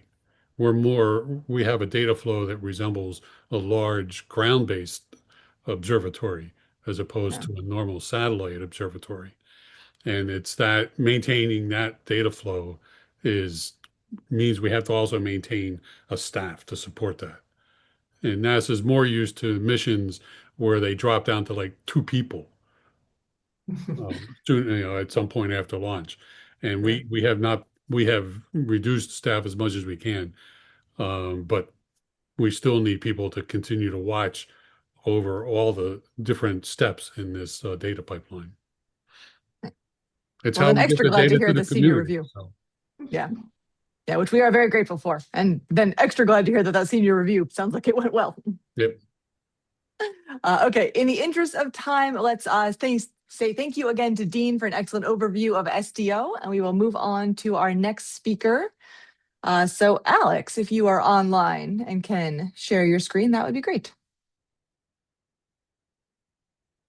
Okay, I see the screen. I don't yet hear you. Me? There we go. That sounds good. Yeah, that looks great. Please take it away. Hi. Okay, yeah, thanks for having me. I think it's also very nicely scheduled because this is work with SDO, so it's very nice to have had the introduction just now from, well, Mr. SDO, so to say. So this is very nice. What we're going to do is talk about the center to limb variations of solar active regions and yeah, focus on spots Faculae network in the 6173 angstrom continuum. This work is a paper that is almost accepted. It went through one round of peer review. I was hoping it would come out soon, but no luck yet. But here you can see the paper title and the other authors. And then, yeah, let me just dive in immediately. So, as we all know, we've talked a bit about limb darkening. This is a wavelength dependent effect. So in this very nice atlas, which was published recently by one of my collaborators, we can actually see some heliographs of the sun at different wavelengths, where you start from roughly 4,000 angstrom and going all the way up to 1.1 micron. And you can see that the limb darkening gets less and less steep as you go more towards the red. You can also see some cuts over here from this paper. And the reason that this happens is because if we look at the limb darkening, of course, we are looking through the atmosphere. And in the low wavelength regime of the visible, we are looking through much more of the atmosphere than we are in the red. So around 400 nanometers, we are very low in the photosphere. And as we move towards the limb of the sun, we go through more atmospheric material, therefore get more limb darkening. While if we're in the red part, we are somewhere lower down in the photosphere, closer to the temperature minimum, and we have less material to go through. Therefore, the limb darkening is a lot less steep. Of course, if you go to the chromosphere to much longer wavelengths, you can get limb brightening for the same effect, because in the chromosphere, the temperature goes up. So if you're sampling the atmosphere over there, the limb will look brighter. So all of this, I guess people know. Also that in spectral lines themselves, you get very different and quite wacky limb darkening sometimes, like for example in calcium K. This is what the continuum does around it, and calcium K itself is forming much higher in a much narrower part of the atmosphere, so you get this much less steep limb darkening. Same goes for H alpha. So what we were doing is we were thinking, how does all of this affect active regions? Because we know that in active regions, the atmosphere itself is different than it is in the quiet sun. And if we look at these different atmospheres, we would assume that we would get different limb darkening. So this is from a different paper that I'm working on right now with average atmospheres for sunspots, where in the blue line we see the quiet sun, in orange we see the umbra, penumbra, and then, in green we see the umbra, and here we see the full spot and the penumbra, with height on the x-axis and temperature on the y-axis. So just by this plot alone, we would expect that the limb darkening will look different. And this is actually what made us think, is there any way to check this? And to my big surprise, nobody had really done much of this. There's a few studies from sort of the 80s and the 90s where this has been done with ground-based data, but none of this has been done with space-based data, which led us to wanting to try it out. So a lot of the legwork has been done by a master student of mine, which is Sakib Sumra. You can see a picture of him over here. And he has led the production of a nice code, which we call Spotify. And this code has the ability to segment the different aspects of active regions on the sun. So over here we see HMI. Here we see ANI 1700, which due to the way that, or due to the wavelengths that it looks, is quite sensitive to where plage is. And if we combine these two channels, we can actually get a very nice segmentation of umbra, penumbra, plages, and networks. So if we then do this for one sunspot that we track from center to limb, we get something like this, where you can see that in the HMI data, you actually can't see the plage very well once you go away from the limb. But in the AIA data, we see the plage constantly. So we actually get a very nice and consistent measurement of not just the sunspots, but also the plages and the networks.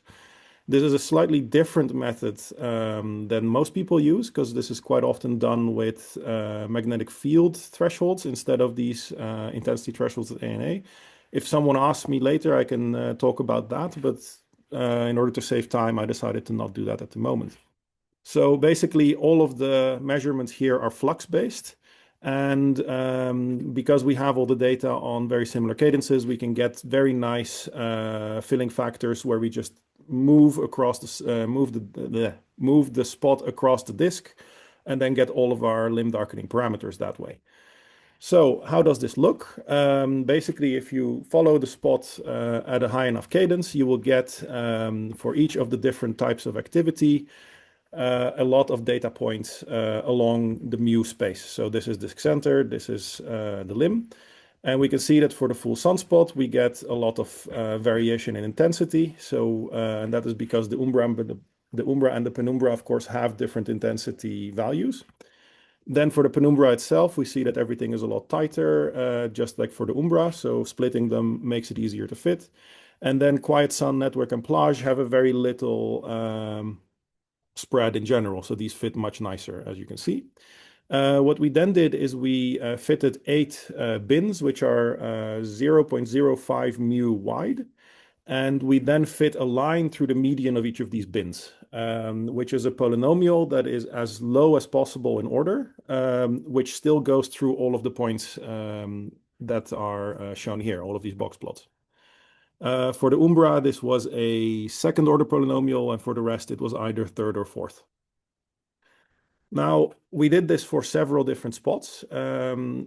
On purpose, we selected simple spots that don't evolve. So these are these round alpha sunspots, which we could follow all the way through the disk. And for the reason that we didn't want to be bothered by evolution or changes, flux emergence, things like that. We did, however, add one extra spot, which was a very fast evolving spot that changed all around and basically had all the different evolution types, just to see how much this would differ if we would take the limb darkening of that. So in each of these panels, we see the dashed line, which is the quiet sun for this wavelength range. The colored lines are the different wavelength are the different spots that we used that are nice round sunspots. And the black line is the fast evolving line, fast evolving spot, which, as you can see, actually behaves quite nicely in all the cases, except maybe for the umbra, which in general was quite variable. Now, as we were working on this, we realized that we were actually missing one crucial step for this process to make it very accurate, and that is that we needed to do the stray light correction. And stray light in this case is based on the fact that we're working with resolved data, and every pixel on this image that we have has a PSF, which means that we will have light from the bright surroundings of the sunspots leaking into the sunspots themselves. So in order to correct that, one has to basically know the PSF very well, which is something that JSOC has worked very long on. So I do want to thank them for that. And then you can deconvolve the data to go from basically what you see in this part of the plot to this part of the plot, where the spots get much darker and much more contrast gets obtained. Now, after obtaining this data from JSOC, we ran the script again. So once with the deconvolution, once without the deconvolution, and we compared how much the limb darkening actually differed between the two data sets. And that is shown in this plot over here, where the solid lines are the standard data, so without the deconvolution, and the dashed lines are the data with deconvolution. And as you can see, in all cases, except for the umbra, it's actually not that bad. It's usually a few percent difference, 2% at the most for the full spot. But for the umbra, it's a massive difference. So we get over 20% difference in intensity. So this was a very important step to apply to this data. And I think any studies that do more of this should really keep this in mind, especially telescopes like POET. Then next slide. Yeah. So then what we got is these plots over here as our final results, where for each of the different types of activity, we got our center to limb curve, which we then compared to the quiet sun reference from Neko and Labs. In the case of Faculae and network, which are these orange and red lines, we see that they are very similar to quiet sun, and there's a small difference somewhere here near mu 0.3.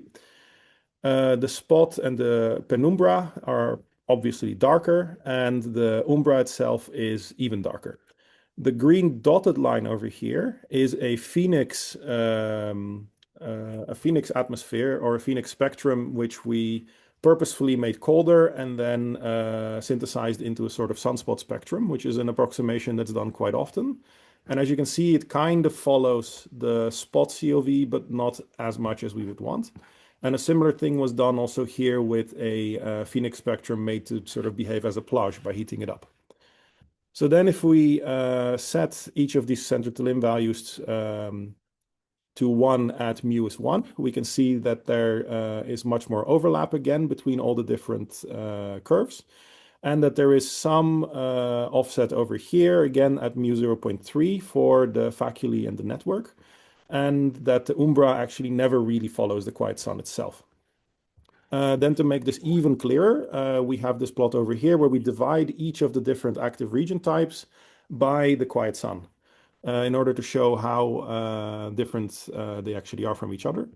So for the plage and the network, we see that we get this characteristic brightening, which kind of is in line with what Phoenix's does. But then around 0.3 again, the curve actually turns around and it starts going down. This is a bit strange, but we have an idea for what this is. Then for umbras, it is the same thing. We see again that it follows quite nicely the phoenix spectrum, and then it breaks off and it starts doing the opposite. And the same for the penumbra and the full spot. So what we think is going on here is that we actually start seeing these 3D effects of Wilson depression or the hot wall effect for both of these activity types.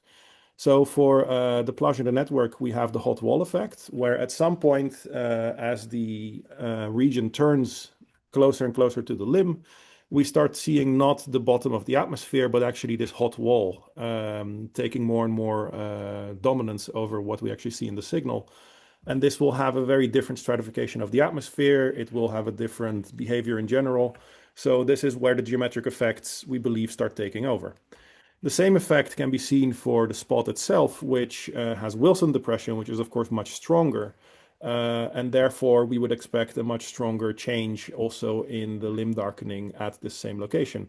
And interestingly, this does seem to kind of match because they really kind of split at the same point in the mu space.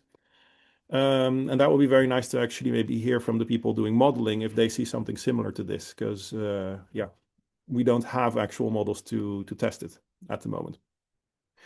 Now, that brings me to the conclusions. I think the most important one is that the center to limb variations of active regions differ quite significantly from those of the quiet sun.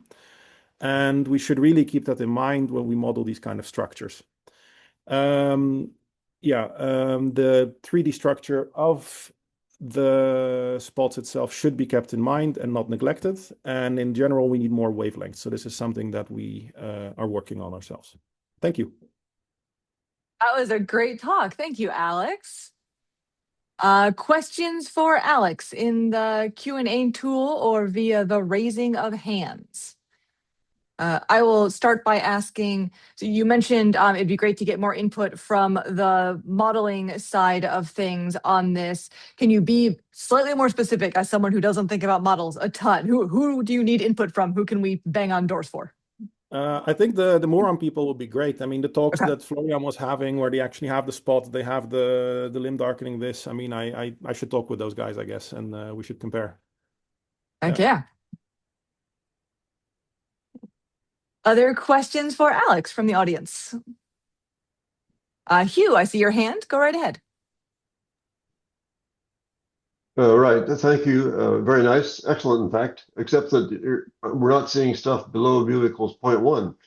So it's an important domain on the solar disk for modeling TSI. And I'm wondering, and it's the Faculae do this very strange thing. They're limb brightened, and yet then they darken towards the extreme limb, sort of like the hot wall model kind of predicts. But what is the status of that in your deliberations here? In this work, it was very difficult because in SDO, we just don't have enough resolution. So it's just this tiny, tiny sliver of like 1 or 2 pixels basically on the disk, and the noise just takes over. So we think we have to redo this on SST data or some higher resolution data. DKIST, yeah. Yeah. Okay, thank you. Okay, any other questions for Alex?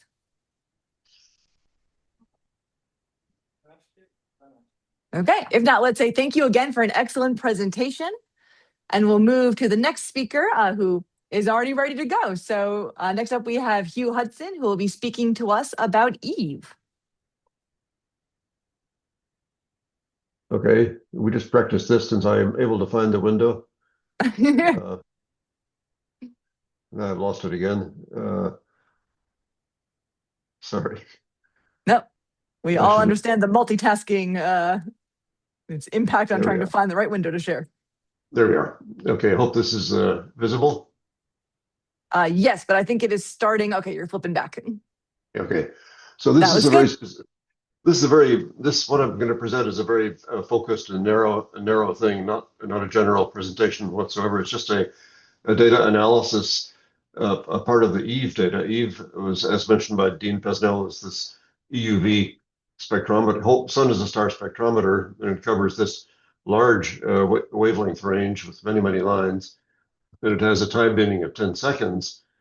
And there are tons of data. And strangely enough, there's been not much analysis of these data, which are voluminous. And so large amounts of data mean very precise averaging, and that's where EPRV, there is a connection to EPRV.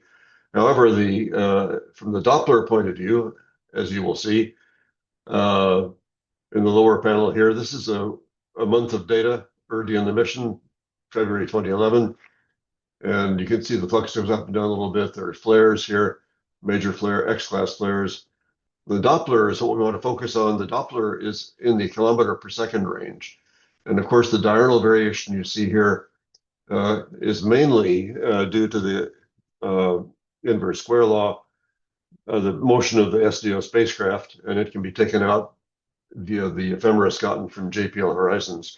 So we've done that in the analysis of the Doppler work that I'm going to present here. This is, by the way, the Lyman beta line. There are many lines in the Eve spectra, and we're going to deal with them in the Fourier domain as opposed to the time domain. And that's something I think that is not the way you actually want to look at data from the point of view of exoplanet discovery, but it's a good way to characterize the data. So this is basically good enough. So to practice making Fourier transforms, I looked at the HMI data, and of course that you can see the P mode peak there at a few millihertz, and it's a log scale on the left, linear scale on the right, taking 3-hour data chunks and summing them up over a whole month. And so this is an incoherent sum of power spectra that give you a very high signal to noise ratio. So you can see not just the P mode peak, but also a continuum at lower frequencies. And if you take a 2-day chunk, you can start to resolve the P modes, as you could see in yesterday's presentation about helioseismology. So that, however, is not what we see in EUV. This is the photosphere, right? In these EUV lines, and you see there are a lot of them. This is the selected set that I've been using for the power spectrum analysis, and it is the contribution functions. The formation temperature of each line is there, and it's a little bit deceptive because looking at the sun as a star, it is not just the contribution function, but it's a horrible amount of radiative transfer and three-dimensional obscuration, and three-dimensional structure is very important. But however, in general, there's a range of contribution functions that lets one sort of say, we're looking at the chromosphere for these lines, the red here down here, and we're looking at the corona with these other lines up here. And a couple of the lines are quite interesting because they are lithium-like and they've got broad branches for atomic physics reasons that I'm not quite fully cognizant of. Okay, so the method we're going to use is to take 3-hour chunks, take a whole year of data, do Gaussian fits of the line profiles, do Fourier transforms of the intensity for each 10-second spectrum, which this will cover then this range of 0.1 to 50 millihertz, 10-second sampling being the Nyquist frequency of 50 millihertz, and do a little bit of cleaning up to throw out noisy spectra, which you can get at by looking at the high frequencies to see if there's any white noise, and throw that out. And then we get a very clean average power spectrum. So this is what the power spectra look like for intensity and for velocity for 2 lines, a very strong carbon 3 line and a very strong nitrogen 3 line, which have very different heights of formation. The carbon line is higher up and the nitrogen line is lower down. And in the intensity spectra, you can see this broad continuum, all right? So the way to think about this is we're looking at the eigenspectrum of the mechanical system that the whole sun presents to us in an average over an entire year. So it's a very, very, what's the right word? A complex system that's being simplified enormously.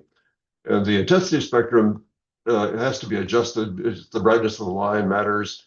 And what's being represented here is the intensity residual normalized to the line strength. So pushing these lines together lets you see this feature, this bulge, which I'll describe later, plus lower frequency variations, which is more prominent, relatively more prominent for the coronal line, the line with coronal contributions, the carbon 3 line. In velocity, now this is the important thing. Velocity is much more sensitive and it's much more interesting, I think, physically. So this is a straight power meters per second squared per hertz scale for these same 2 lines. And you can see that the coronal line does not show this peak, this bump so clearly. The bump is what we call a Harvey spectrum, as pointed out by Jack Harvey many years ago. This is a good way to characterize granulation. All right, so this peak, this blue line is a fit to the mathematical formulation of the Harvey spectrum, which is basically shot noise, sort of like shot noise. If it were shot noise, it would be white and then 1 over f squared at high frequencies. But the observation is that, in fact, it's much steeper than 1 over f squared. And that's because the granulation shots are not discontinuous, they're smooth. And so the shape of the shot dictates the shape of the high frequency structure. Another thing you can see in these spectra is this flattening at the highest frequencies. And this, I think, I'm afraid, if Mr.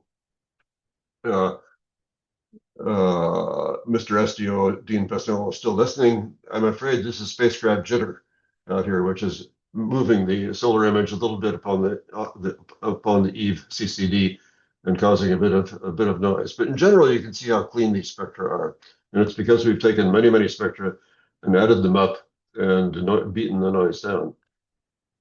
Okay, so more in detail about what a Harvey spectrum is. It is this Lorentzian kind of property.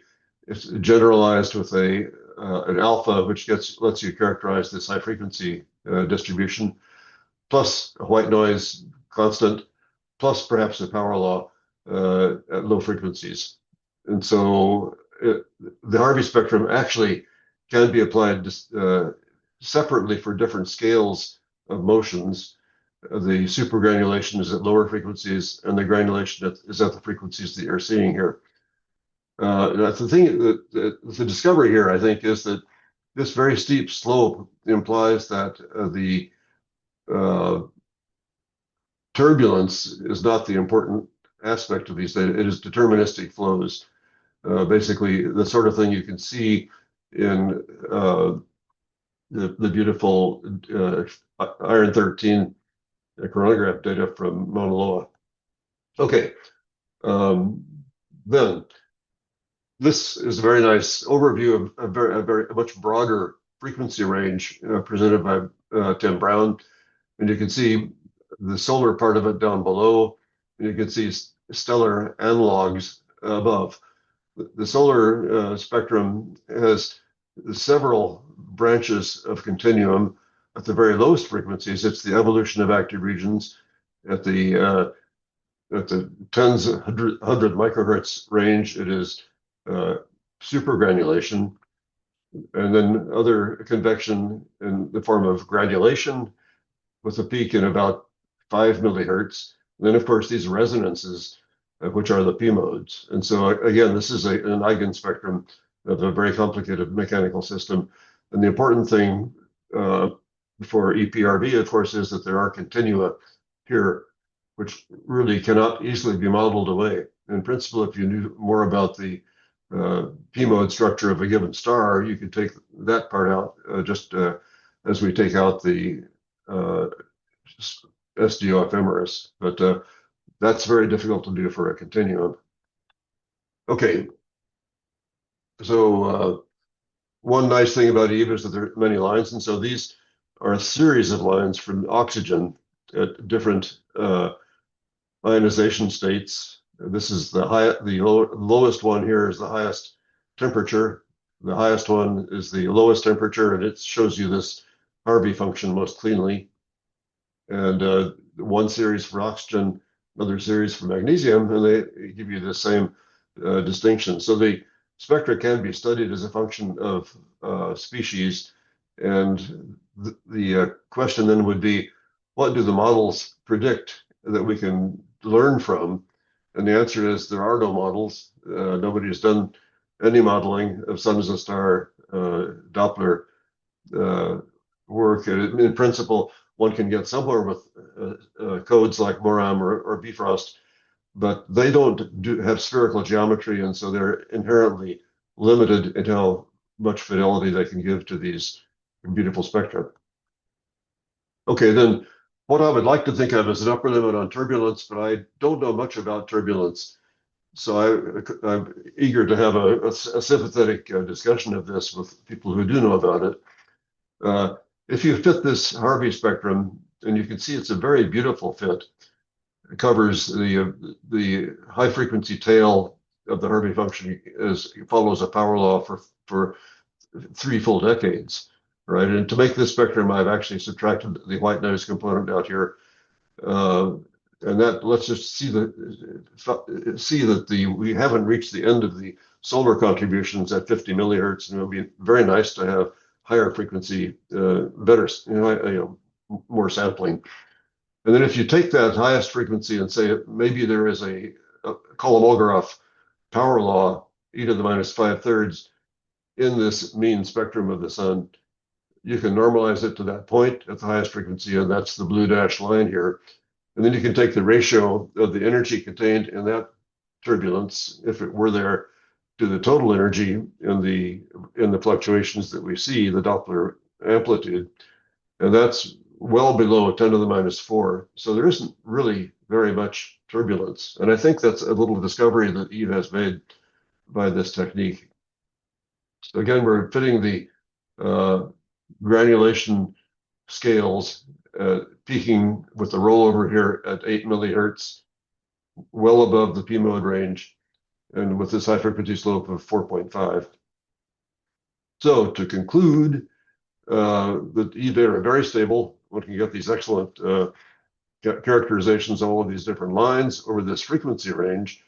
And mainly the Doppler variability is due to smooth flows and continua in these eigenspectra rather than turbulence or to P modes. We've looked for the P modes and they're not there, they're not supposed to be there. And just as a comment, in the EUV, we're not seeing Doppler shifts like one sees in the photosphere directly. We're seeing mode coupling between, like acoustic motions, for example, just waves. In the photosphere, we're seeing mode coupling into magnetic structures. And so that's a very complicated subject that is not fully developed, but there is quite a bit of literature appearing now. So that's all. Thank you very much. And if somebody wants to comment on this upper limit and turbulence or laugh at it, please go ahead. Sounds great. Thank you very much, Hugh, for an excellent overview of both Eve and this work. Questions for Hugh from the audience?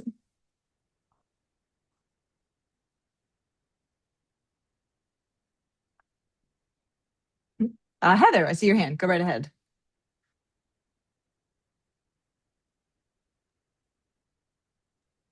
Sorry, had to unmute. So I had a question. So this note you have here about the Doppler variability appearing to be mainly due to smooth flows rather than turbulence. Do you have an idea if that would stay the same or change as a function of wavelength when you're observing? Yes, I don't think it does. I think all the lines show basically the same general pattern. So no, I don't think that's going to change with wavelength. Even when you move towards much redder wavelengths? Well, this is the range we've got, right? Iron oxygen 2 through oxygen 6, like for instance that range of wavelengths, and magnesium 7 through magnesium 10. This is ample to cover the whole range of heights, I believe, and so I don't think that different lines are particularly better one. But it is true, as this illustrates, that you see less of the granulation signature in the coronal, the hottest lines. What is of concern for you though is the super granulation, the super nuisance at lower frequencies, and that seems to be quite common to all there's this 3-hour sampling. They all kind of agree at the lowest frequency, a 1/10 of a millihertz. Cool, thanks.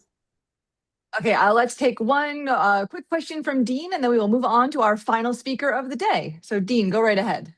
Hey, Hugh. A little while ago, there was a paper out that said the solar wind had the P-mode spectrum in it.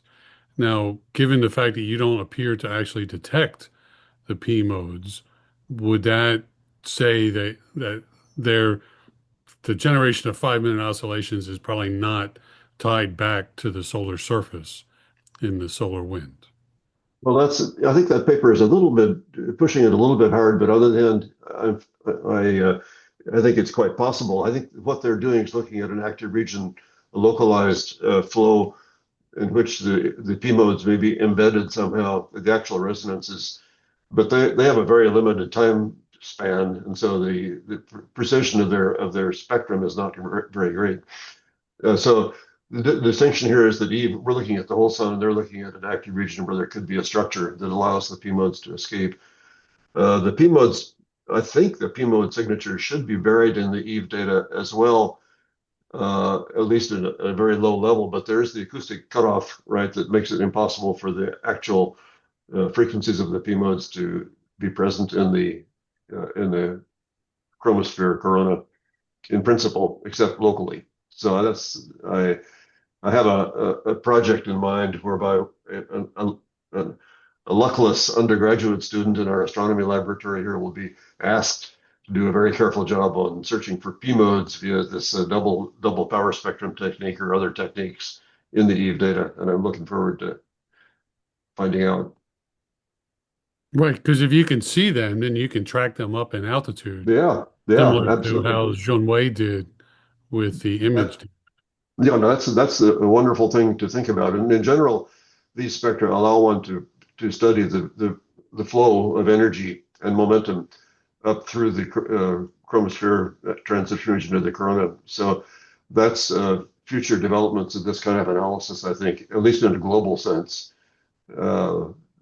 So thank you, Dean, for this nice spacecraft, and thank Tom Woods and company for the Eve instrument, and the part of it which survived is what I'm using here. So it's going on for now we've just looked at 1 year, they're 15 years. So we can see all kinds of things about solar cycle and et cetera, et cetera. And I should say, comment here that Anne-Marie Broomhall is collaborating on this kind of analysis with me, if she's online. Okay. And I think your issue with jitter is actually everybody sampling in the seconds region. So I have a that question for jitter you thing about is about 16 seconds. what I And would like to do is take a tip tilt mirror signal and try to compensate for it. Is that going to be available within the spacecraft? so that is HMI provides the HMI and AIA provide the uncentered position and the centered position, and that probably be the best you can do. You could ask Wei or probably ask Meng for some of the data during their calibration runs, where they actually send down a lot more information about the state of the tip tilt system. So you're saying the tip tilt data are not available in the routine data? They may not, yeah, they're not, there's information for each image, but images are 12 seconds apart. You probably need it at a slightly higher cadence, but they do send down the full resolution data during certain times. So you could probably ask them for that. Okay. Well, Tell that's them what you're trying to do, and they can probably help you find the data okay. that you're Okay, interested thanks. in. Okay, for the sake of time, I'm going to ask that that conversation continue offline if needs be. But thanks for the excellent question and back and forth. With that, let's say thank you again to Hugh for an excellent presentation, and we will welcome the last speaker of today, Drake Deming.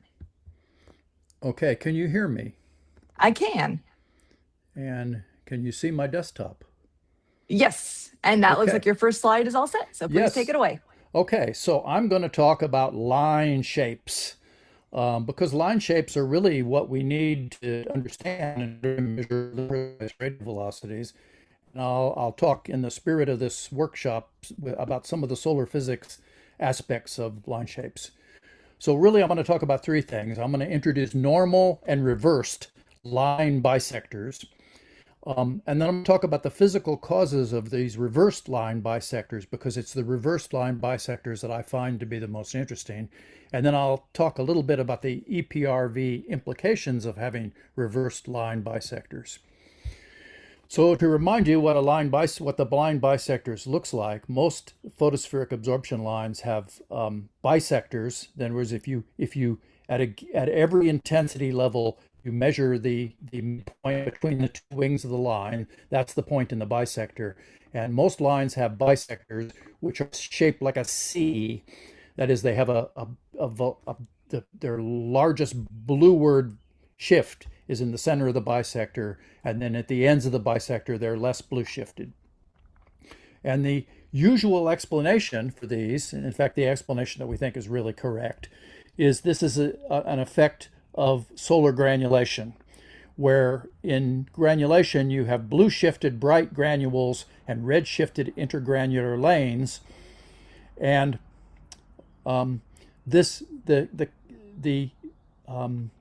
the combination of granulation over the entire disk of the sun gives you a line from the bright regions that are upwelling, which is brighter and more blue shifted than the intergranular lanes, which is your red shifted component, and it's fainter not only because the intergranular lanes are less intense, but also because they're less, total solid angle is less.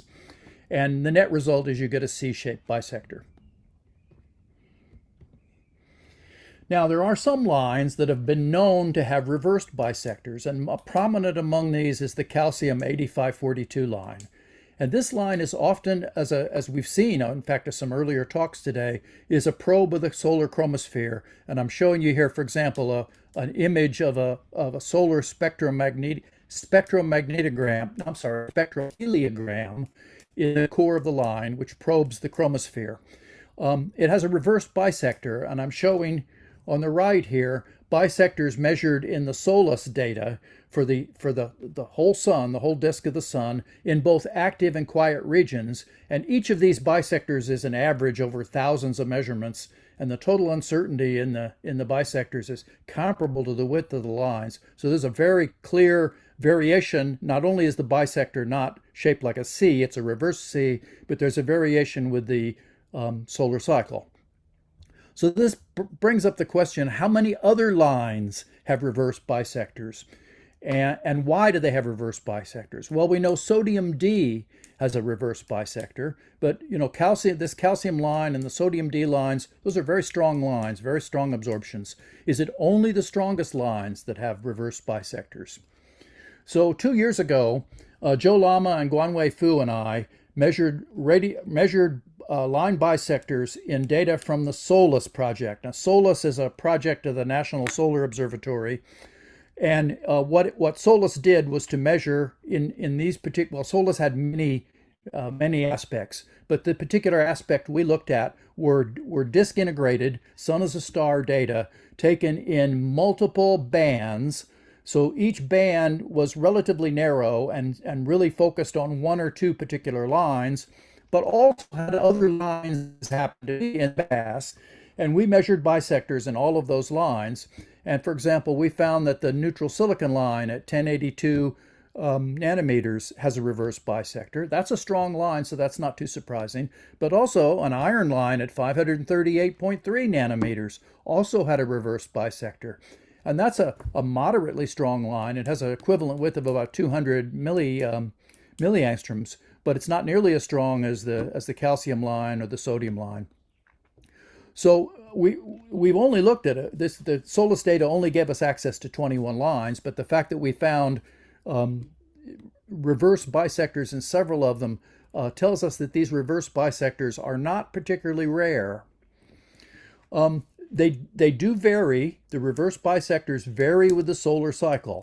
Here, for example, is the span of the calcium line, where by span we mean the complete width of the bisector from the bluest point to the reddest point in the bisector. And that span as a function is plotted here as a function of the average magnetic field strength on the disk. Remember, this is the span of the bisector in the sun as a star, the whole disk.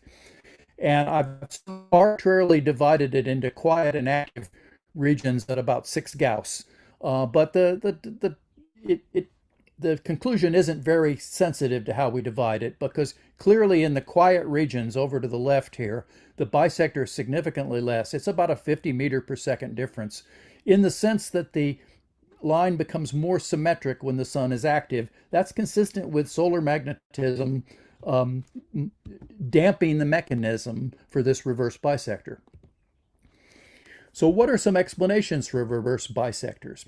Well, the first, most mundane explanation would be line blending. Now, I've often thought that line blending is more important than it gets credit for. Line blending has a poor press agent. You don't hear a lot about line blending, but in principle, for example, if you have sunspots on the disk, sunspots have very rich spectra of many lines of low excitation. And in the sun as a disk and sun as a star spectrum, when you add the photosphere, then photospheric lines can have very weak components due to sunspots, which can blend with the normal quiet photosphere component of the line. And that can be met because the sunspot number varies with magnetic activity. That can be a function of that. Can make the line profile a function of the solar cycle merely from line blending. There's also height-dependent thermodynamics of granulation, and I'll discuss that. Also shock waves and isotopic splitting. I'm going to talk about the granulation and the isotopic splitting, but all of these effects can produce magnetic-driven variations in the sun as a star. Okay, so this figure shows from the Chung paper in 2007, the thermal contrast of granulation can reverse at small optical depths. So on the left here is a magneto radiative hydrodynamic simulation. So it's an MHD simulation, and it shows the rising granules and the dark intergranular lanes on the left. At small optical depths on the right, the thermal contrast reverses, and regions where there were a rising granule become darker, the intergranular lanes become brighter. And there's a good discussion of the physical reasons for that in the Chung paper, but it has to do with the difference in time scale, the dynamic time scale versus the time scale for radiative heating and radiative cooling. So when a parcel of gas comes up in a rising granule, there's an adiabatic expansion effect, where it tends to cool as it expands coming upwards, and that tends to cool it. And if that time scale is faster than the radiative time scale, then it will appear cooler. And similarly, the downwelling intergranular lanes can be compressed and heated at small optical depths. And the observations of the sun that we have at least agree qualitatively with this picture. To my knowledge, we don't have a really good image like the MHD simulations at small optical depths, but there are some data that suggest that this actually occurs. And because the granulation pattern would be reversed, then naturally that would reverse the sense of the bisector, because it's that difference in granulation thermal contrast that makes the bisector. You reverse the pattern, you'll reverse the bisector. Now there's also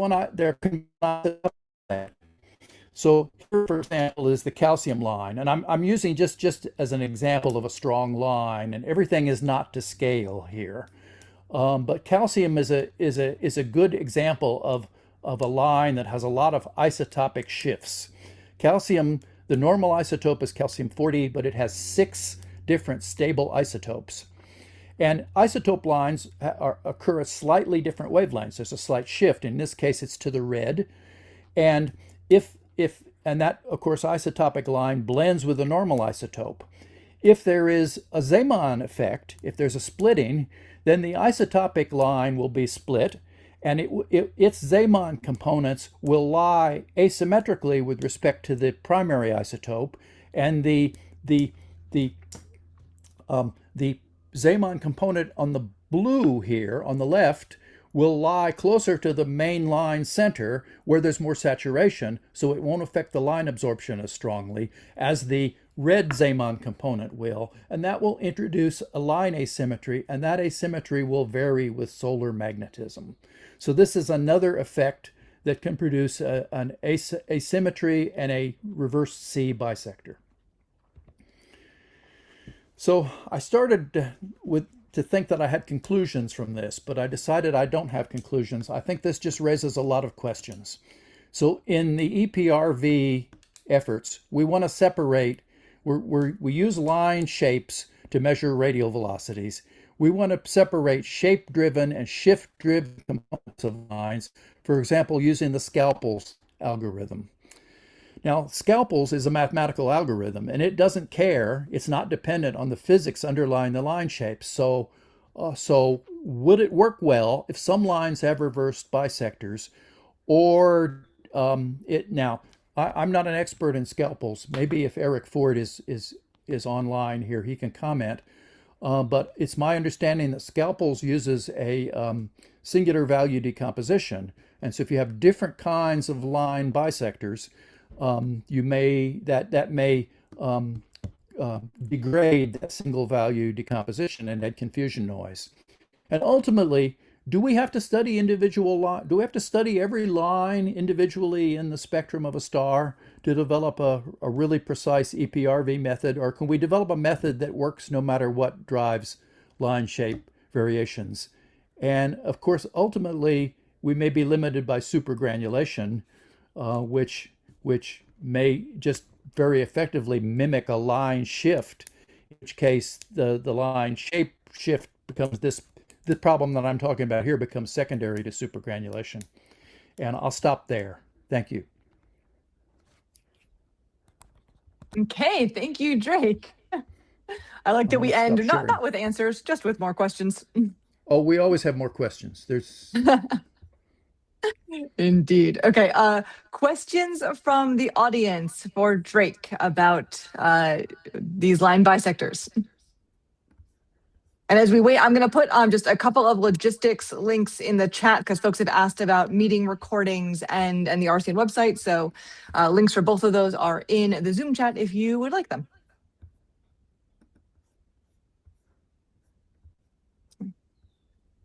I'll start. I guess, Drake, have you talked with Andrew Collier-Cameron at all about the idea of trying to perform Scalpels analyses on kind of a subsets of these lines with the different bisectors and trying to quantify how much it cares? Or if you can add physical intuition to it? No, I have not. But I think exploring scalpels as a function of line type and on subsets of lines, and applying it to stars. There's some work of that has begun, but not enough. Okay, new project idea. Excellent. Nuno in the Q&A says, nice talk. What data do you think we can use to understand the cause for those inverse bisectors? Well, I think we need to measure the bisectors of more lines. You know, the best way to do that, I think, is with the Fourier transform spectra, because an FTS has such beautiful, clean instrumental profiles, and we need to do really good continuum measurements in order to get a good, accurate bisector. I think more bisector measurements are needed, and then we can see as a function of the line strength and of where the line is formed. I think that'll help a lot.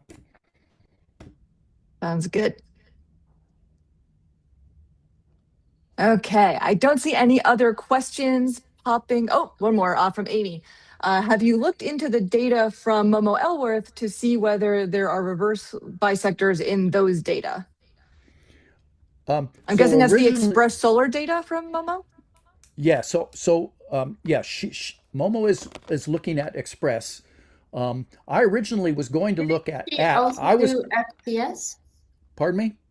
Didn't she also do FTS though? I think she did. Amy says also before she did express. That's right. She comes from an FTS group, and she's now working with express. And my original ambition was to work with express, NUID, and some of the other spectrometers like KPF, the spectrometer Sun as a Star. I am working with NUID, and we're measuring we're measuring what we call pseudo bisectors, because we don't think we have a good enough continuum measurement given the Echelle shape. We're not attempting to measure real bisectors, but we're measuring what we call pseudo bisectors at different positions in the line, and for several thousand lines in the spectrum. But that's a different talk. Gotcha. Have you also looked at the spectral library from Momo that did the sensitivity variation over FTS data? I need to look at more FTS data. I've looked at the kit. Maybe I can put the link in the chat to that data. That might be helpful. That would be very excellent. Yes. Great. Thanks, Amy. Okay, well, on that, we're a little bit over time, and I want to be respectful of people's schedules. So thank you all for calling in. Thank you to our speakers for a really wonderful and thoughtful set of presentations that I think tried to highlight the synergies between these two fields. Heather and I have been chatting in the background about how nice it has been hearing people make connections and suggest, oh, you should talk to this person or look at this data. I mean, Amy's a wonderful example of this literally as we are wrapping up. So I think we've had some success in trying to build some new connections here. Like I mentioned, all of the recordings of the presentations will be posted to the RCN's YouTube channel. We're going to request the slides from the speakers as well and try to add those to the RCN website as a resource. If there's anyone, if there's a presentation you saw today and you're keen to reach out to the speaker and have trouble tracking them down, please let me know. You've all received emails from me about this event. So ping me, I'm happy to put you in touch.